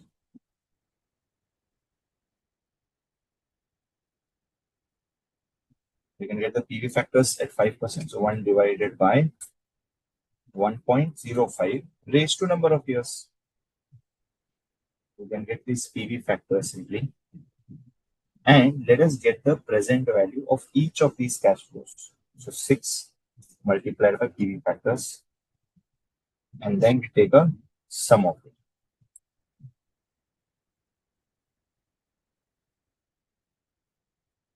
Okay, so these are the present value. So value of the bond is 112.16 as per this calculation for a given YT. Value of the bond is 112. So now my question to you is, how much are we going to invest in this bond? How much are we going to invest in this bond?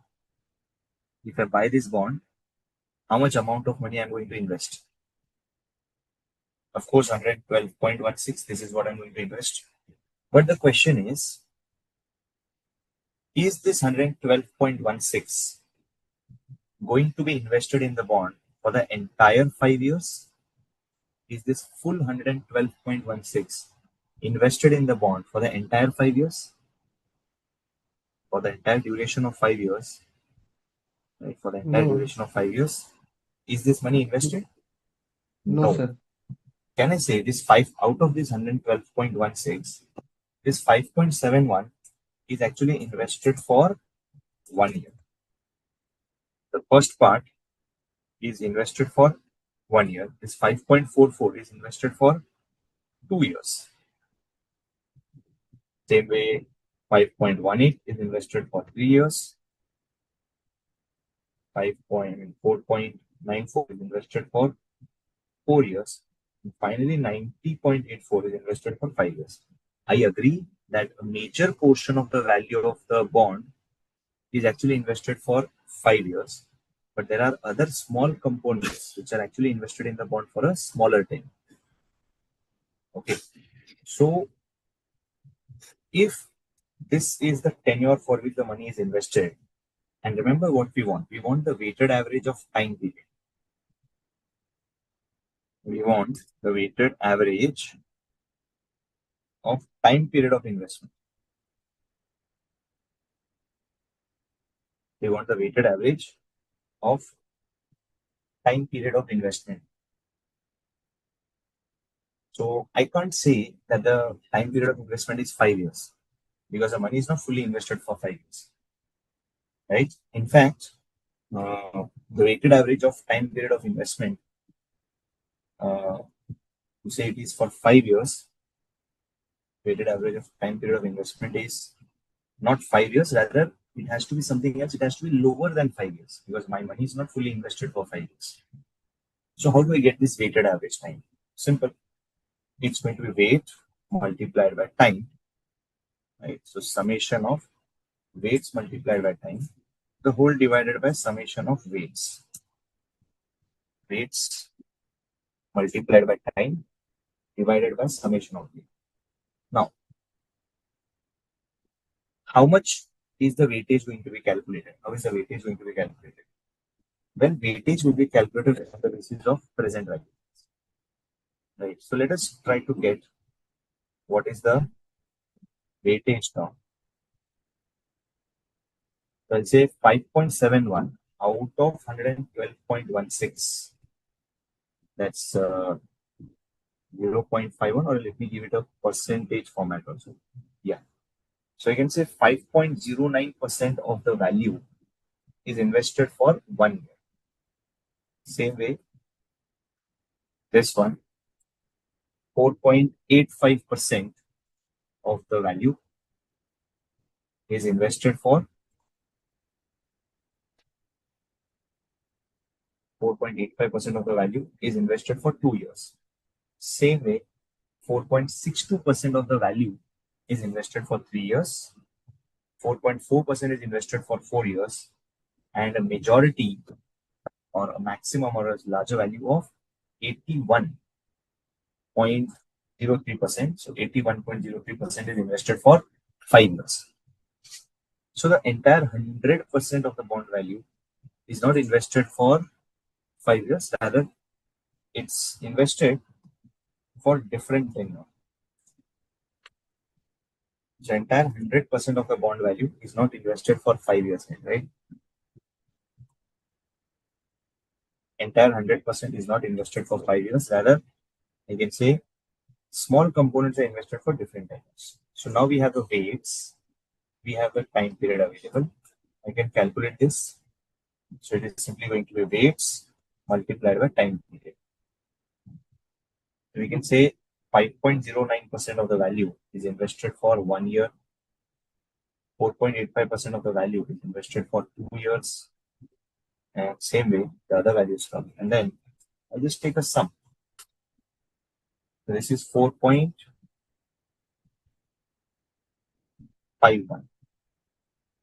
So this is simply 4.51, and of course the weightage is anyway 1.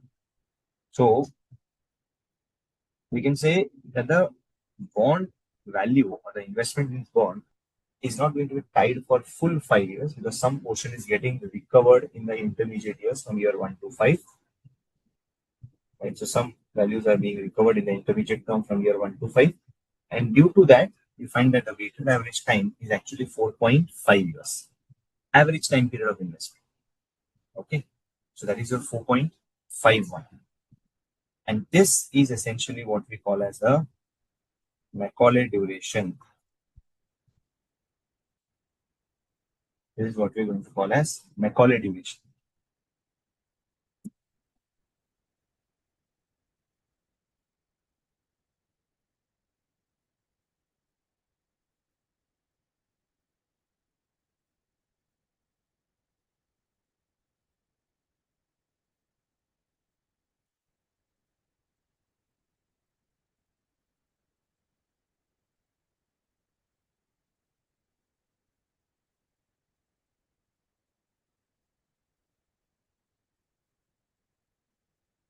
Yeah, so this is what we simply call as a Macaulay duration. So Macaulay duration is what? It's the weighted average time period for which the investment is made in the bond. Okay. Now we need to obviously take this take this discussion further.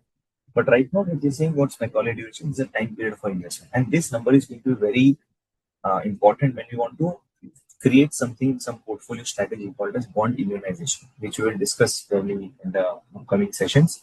So in the upcoming sessions, we'll be discussing about this bond immunization. Okay. So here we have this average time period of investment. An investment in bond is not made fully for 5 years. Rather, it's going to be made for different time period. So on an average, you find that this is 4.51. Okay. Clear? I hope we are clear how to calculate the Macaulay duration. right? So it's the weighted average time period for which the investment is going to be made. It's a time period for which your amount of investment is blocked in the bond, and it's not obviously the tenure of the bond because you're receiving cash flows in between. Now, I'll just give you one more case so that you calculate the Macaulay duration. Let's say face value is 1000, coupon is 7%, redemption is 10225, maturity is let's say 4 years, and YTM is 8%. So can you calculate Macaulay duration over here? Can you calculate the Macaulay duration for this case? Yes. Can you do it? One. Just for the purpose of getting a hands on the calculations using this data, just as we calculated the Macaulay duration for this question, can you calculate the Macaulay duration for this data? Yes, everyone. Similar way you have to do it: cash flow, PV factor, PV, and then take the weightage of the PV, and then take weights into time. So can you do the calculation for Macaulay duration for this question? Guram, Rachit, can you calculate the Macaulay duration? Yes. Ready. Then just give you some time to calculate the Macaulay duration, just so that you just have the hands-on experience on it.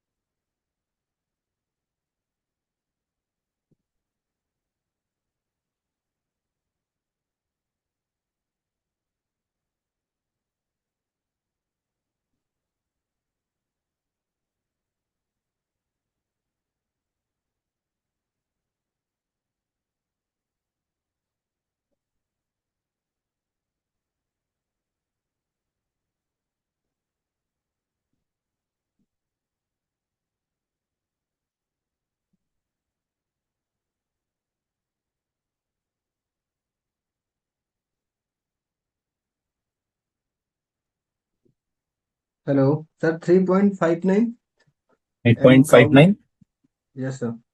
Macaulay duration From 3.59. yes, sir.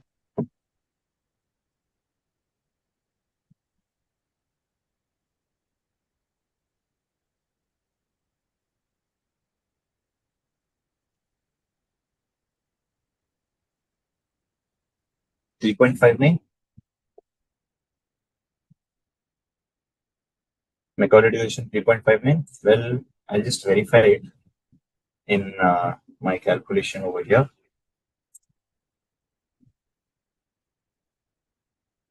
One for you.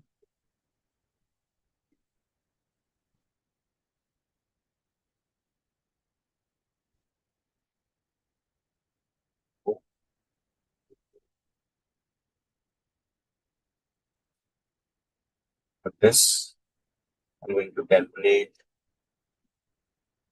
the M duration.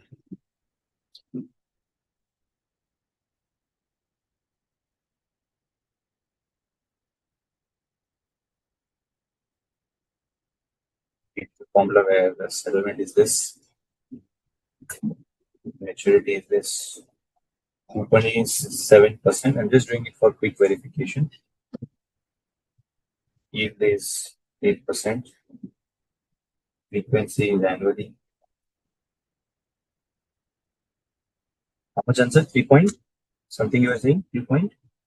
3.59, sir. I think some rounding off. Yeah, Actually, That's I have 3.6. taken 2 decimal point. I think. Yeah, that's okay. So it's 3.6 approximately. Okay, fine. Good. So once you have got a hold of how to calculate Macaulay duration,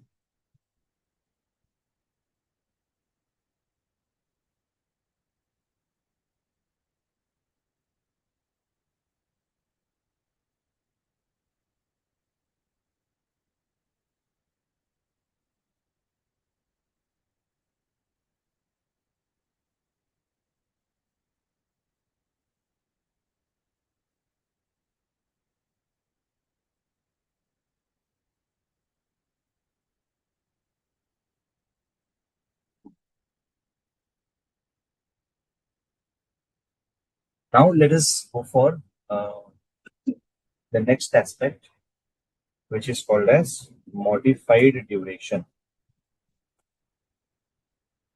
Uh, Formula wise, modified duration is simply going to be telling us what is the expected percentage change in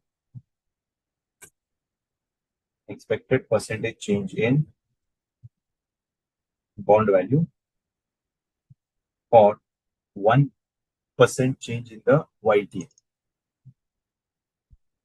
For 1% change in YTM.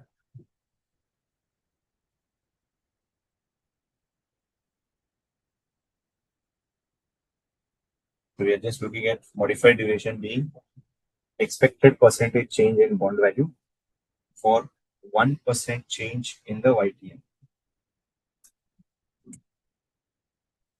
Expected percentage change in bond value for 1% change in the YTM. Okay. So this is similar to, like, we can also call it as elasticity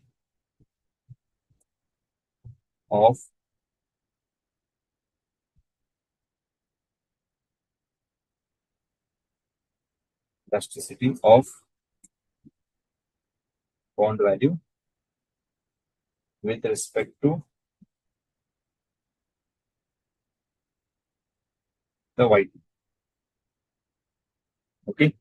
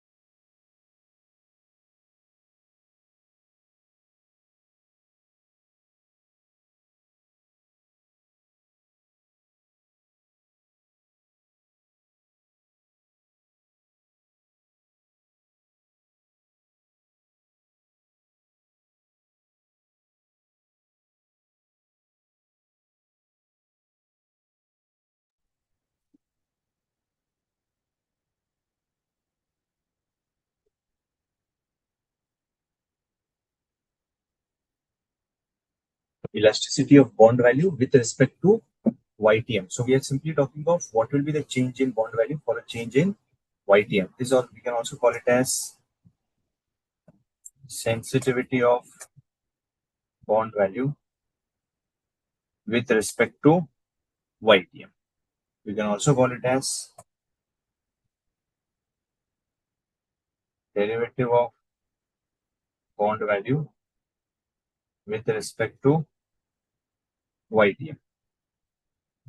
So elasticity of bond value with respect to YTM, sensitivity of bond value with respect to YTM, or derivative of bond value with respect to YTM, all of them are one and the same. Okay, so I'm not going to derive this formula because the derivation is quite complicated and you may not be able to actually understand it. But we can definitely say in a very easy sense that this is simply going to be Macaulay duration divided by 1 plus YTM. So the simple way to calculate Macaulay modified duration is Macaulay duration divided by 1 plus YTM. Because remember, this derivative of bond value with respect to YTM, it is simply carrying out the, like, let's say, it is somewhat like this. Derivative of bond value with respect to YTM. So it is essentially derivative of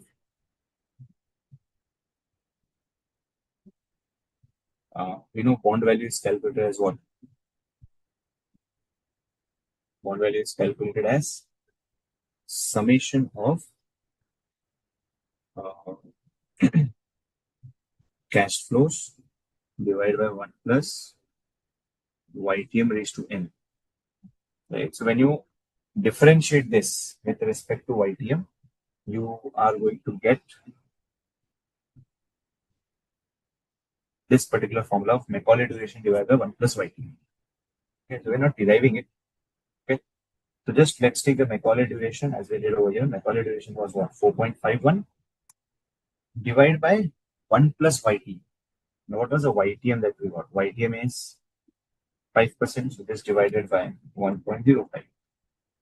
So Macaulay duration is 4.51 divided by 1.05, which is 4.30.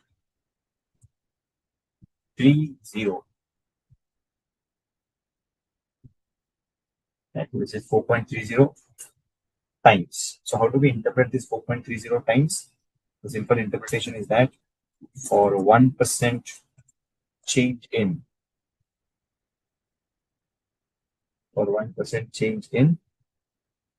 YTM, bond value will change by 4.3%. Or let me just increase this. Or bond value will change by, let's say, 4.30%. Right. So as per our number interpretation, we said it is for 1% change in YTM, bond value will change in 4.3%. It looks calculus. Yes, it is calculus. This entire formula is derived using the calculus methodology. So their modified duration is 4.3, which means for every 1% change in the YTM, bond value is going to change by 4.3%. Okay. Now, this modified duration, let's just try to apply it. And see if this statement is truly valid or not. Okay. So for that, for this same bond, we know the value of bond at YTM of 112. For a given YTM, we have the bond value available to us as for a given YTM of how much? 5. For a given YTM of 5%. So the bond value that's calculated by us is 112.16. Now, before we go for it, just tell me if YTM is increasing by 1%. If YTM is increasing by 1%, tell me guys, if YTM is increasing by 1%, what will happen to the bond value? What do you expect the bond value to be changing there? If your YTM increases by 1%, the bond value is going to decrease by 4.3%, right? Yes, reduce. Right. So I can just add over here. For 1% change in YTM, bond value will change by 4.3%, but we will say it's minus 4.3%. The bond value is going to reduce by 4.3%. Okay, we have Sir, YTM 5. Sorry. sir, it will be plus minus one. It may be go Opposite, up, it yes. may go down. Opposite. If there is a positive 1% change, like over here, if there is a positive 1% change in YTM, bond value will fall by 4.3%. Plus minus.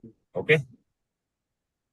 Now, since at YTM of 5%, bond value is 112.16. Okay. Now let's just do one thing.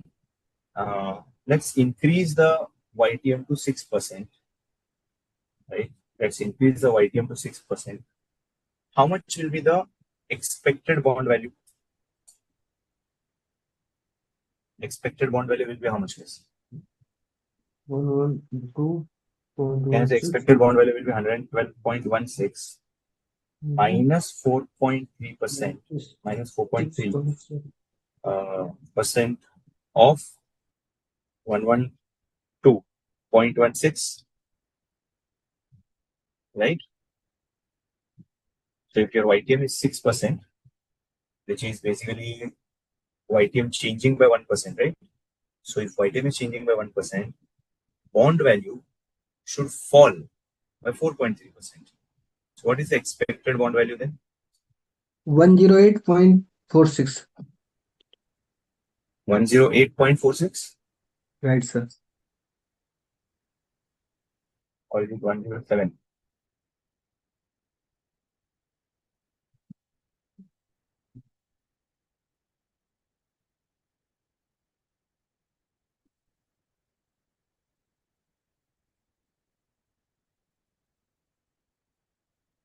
Right, sir. Your answer is correct. Correct? 107.337, right? Yes, yes. So looking at this bond value 112.16 and expected bond value of 107.337. So this is the expected bond value that we say. Okay, 107.337. Now let's calculate the actual bond value at 6%, or we'll say calculation of bond value at YTM of 6%. Let's calculate the bond value at a YTM of 6%.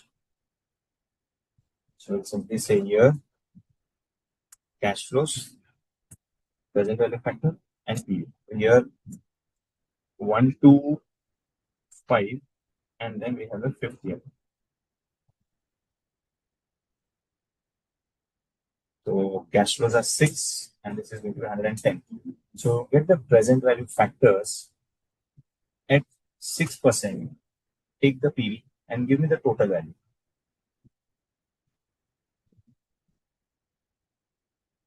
Check what's the bond value if you are taking YTM of 6%.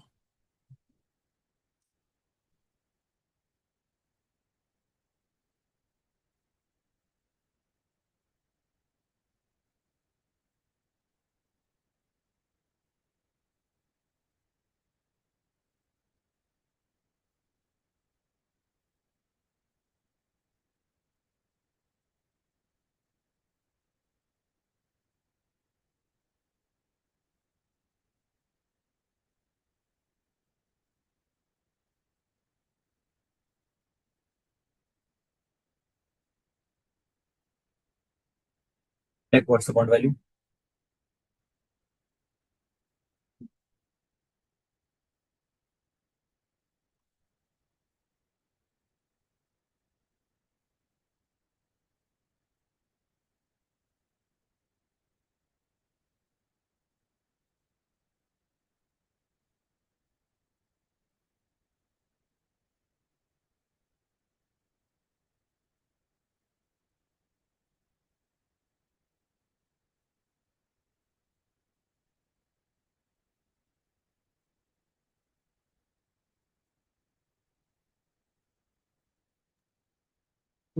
Hello. Yeah. Sir, answer is coming 111.92. 111? No, no. Yes, sir. No, not under 11. Present value annuity factor is how much? 4.212. 2 And this one is 0.747. 7. It's 6 multiplied by this. Then we take a total. It's 107.44. I don't know. I don't know why my answer is 86.652 came in the second row. No. Calculate. You would have done some calculation. Okay. So the highlight point is. Actually, sir, I have taken in that you have taken 110. I have taken 116 in the fifth year because 116. How will 5 is already considered in the upper part, right? right, sir. So expected bond value at 6%. That's 107.34. Whereas actual bond value at 6%, actual bond value at 6% is 107.44. 107.34, 107.44. So is there any error in our estimation? Yes, sir. How much is the error? You can see 10 paise is the error, right? So there's an error of 0.1. There's an error of 0.1 when we are calculating the or comparing the expected bond value and the actual bond value at 6% YTM. So what do you think? Is this error due to rounding off effect or there may be something else in it? Yeah, guys. What do you think? Is there any this error of rounding off effect or rounding off rounding effect? off? Yes, sir. Okay. Let's do one thing. Let's verify it then. Right? Let's just verify it again. So for a given YTM of 5%, bond value was 112. Now suppose instead of 5%, the YTM increases to let's say 9%. YTM increases to 9%. So now can you tell me what will be the expected bond value? Expected bond value will be 112.16. Since your YTM is increasing, the bond value is going to fall. Now, by what proportion is the bond value going to fall, guys? By what proportion is the bond value going to fall? By what percent? Total fall will be 17.2%, and the bond No, value will become I'm asking how did you get that 17? Answer this is 4 4.3 into multiplied 4. by 4%. Yes, sir. Because Right? 4 times. Because the 4.3 number, it was like for 1% change in YTM, what will be the impact on the bond value? Now Right, here, right. when the YTM is changing by 4%, the bond value is going to change by 4.3 times of 4%. Right? So the new bond value as per this criteria becomes 111.988. Right? So percentage change in YTM and the corresponding percentage change in bond value. So percentage change 1%, we say it was supposed to be 4.3%, or this is like, but when your YTM is changing by 4%, of course the bond value should be changing by 17.2%. And that is exactly what we have done over here. And after accounting for 17.2%, we are saying the bond value should reduce. The bond value should reduce by 17.2% of 112.16.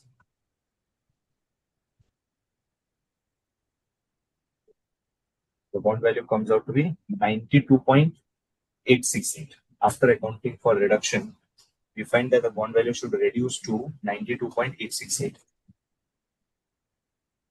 Correct this? Yes, sir. But how you have got that 111.98? No, that was not multiplied with this, no? It was just, I mean, if you just, Actually, this was not multiplied with the bond value. yes, sir. Actually, at that time you have done 4.30 into 4 times because So 4 that is ultimately with only this term. yes, sir. But I Because didn't multiply 4 it by the bond value. So once you multiply the bond value, then you get the new value, right? Because sir, 4.30 already in the percentage forms. So that And percentage was not multiplied with the value. Then how will you get the new value? right, sir. Right? So the bond value is 92.868. Okay.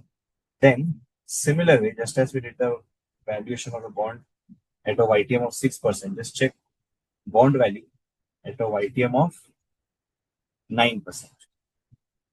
So carry out the same process, but now you take the PV factor at 9% and get the PV and total.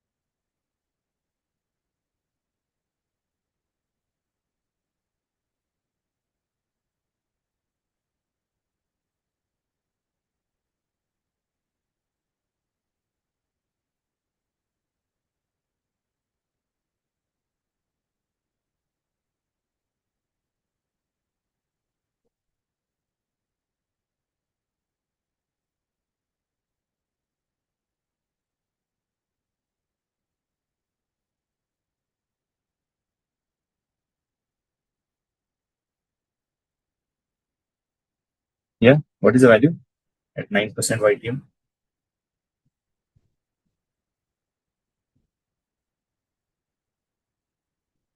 Sir, it's coming 94.84. 94.8. 84, yes. Okay. So what's the PV factor at 9%? Uh, first, sir, 125 3.890. Okay. So PV factor is how much? 3 point? That 890. will be 1 divided by 1.0945. This is 3.889. 890. And the other part is 0.650. 0.650. Yes, sir. Cash flow multiplied by PV factor. You can see the total value comes out to be 94.84. So again, what we observe is the expected bond value at YTM or expect YTM at 9%. That was 92.87, you can say. And actual bond values at 9% is 94.83. So again, we are seeing an error. We are again observing an error. So is this error, do you think because of the rounding of thing? Is this error really due to rounding of thing? No, sir, but I don't know. There is something else which is happening in the background, guys. There is something else which is happening in the background. Let's try to get into that thing now. Or we all know that the bond value and YTM, they are having opposite relation, right? As the YTM increases, the bond value reduces. As the YTM increases, the bond value reduces, and the opposite case. So, what do you think the relation? Let me just put it like this: YTM and bond value. So, I'm just using this Excel tool to create a chart easily so that you can understand the relation that you observe between YTM and bond value. So, let's say YTM of 1%, 2%, right? Then maybe 10%, and I'm just checking it. YTM of 15%, 20%, 25%, 30%, when we have 40%, 50%, 50%, 75%. I'm just trying to get all the bond values for the respective items. So in Excel, we have this formula called as PV, by which I can get the bond value easily. So rate is this, N per bond value is 5, TMT is 6 years, FV is 110.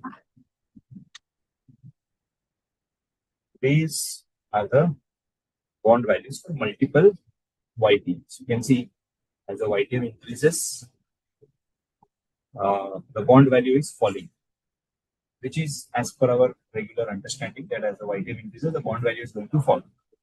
And we got the bond value at 9% also, 98.82, right? And we have also seen the bond value at 5% as 112, and at 6% as 107. You can see all these bond values are right over here.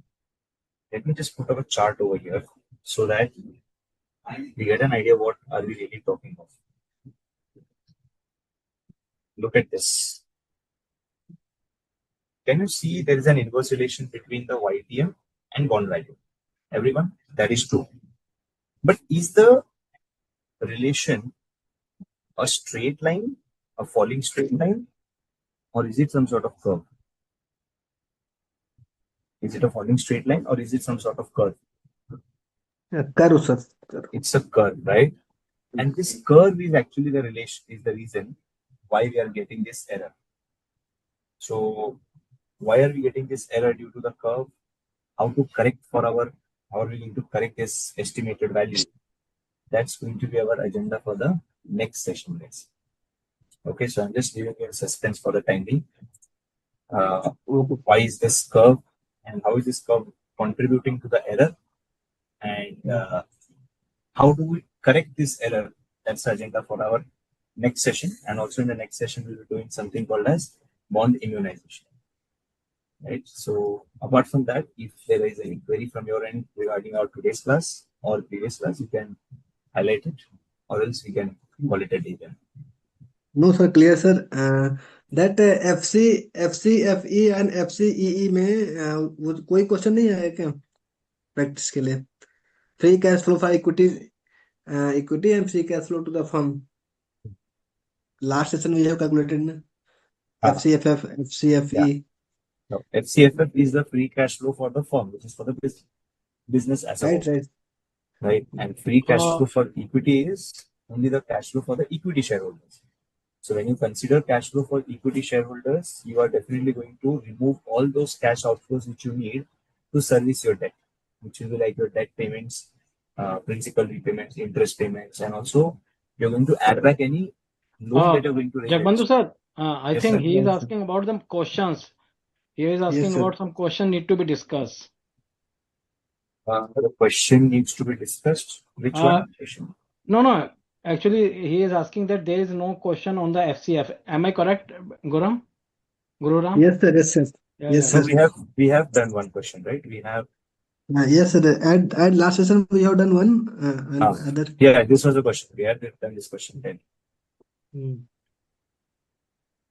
And moreover, beta see, when we will discuss the topic of business valuation, na, in business valuation overall, free cash flow to the firm will be based as a business valuation. Then there it will be discussed in more detail. Okay. Okay, so don't worry, have some pay. Am I right, Jagbandhu sir? Yeah. Okay, students. So I think there are no any query, but in today's class, Jagbandhu sir has started the topic of bond valuation. Now, so far as a bond valuation is concerned, this is one of the important topic nowadays, because and very important to note that when we talk about the next topic, I think in the next class, or maybe in the next class, next class, the topic of portfolio management will be started. Then here in the portfolio management, there's a fixed income portfolio is there. Now, when we talk about the fixed income portfolio, the concept there, then all the concepts like your bond valuation and what are all the concept that has covered in the today's class and that will be covered in the next class, will all be covered there. Will all be, we can say they will also be practically applied there. So it is very important to understand the basic nitty-gritties of this bond valuation. So and today's note, Jagbandhu sir has left you on a one suspense. Of course, I will not spoil the suspense. So and it is one of the very important topic for the this is the next class. So student, revise whatever has been discussed in today's class as the last class, and if you have any query, you can contact us our telephone number. Jagbandhu sir, just share the telephone number.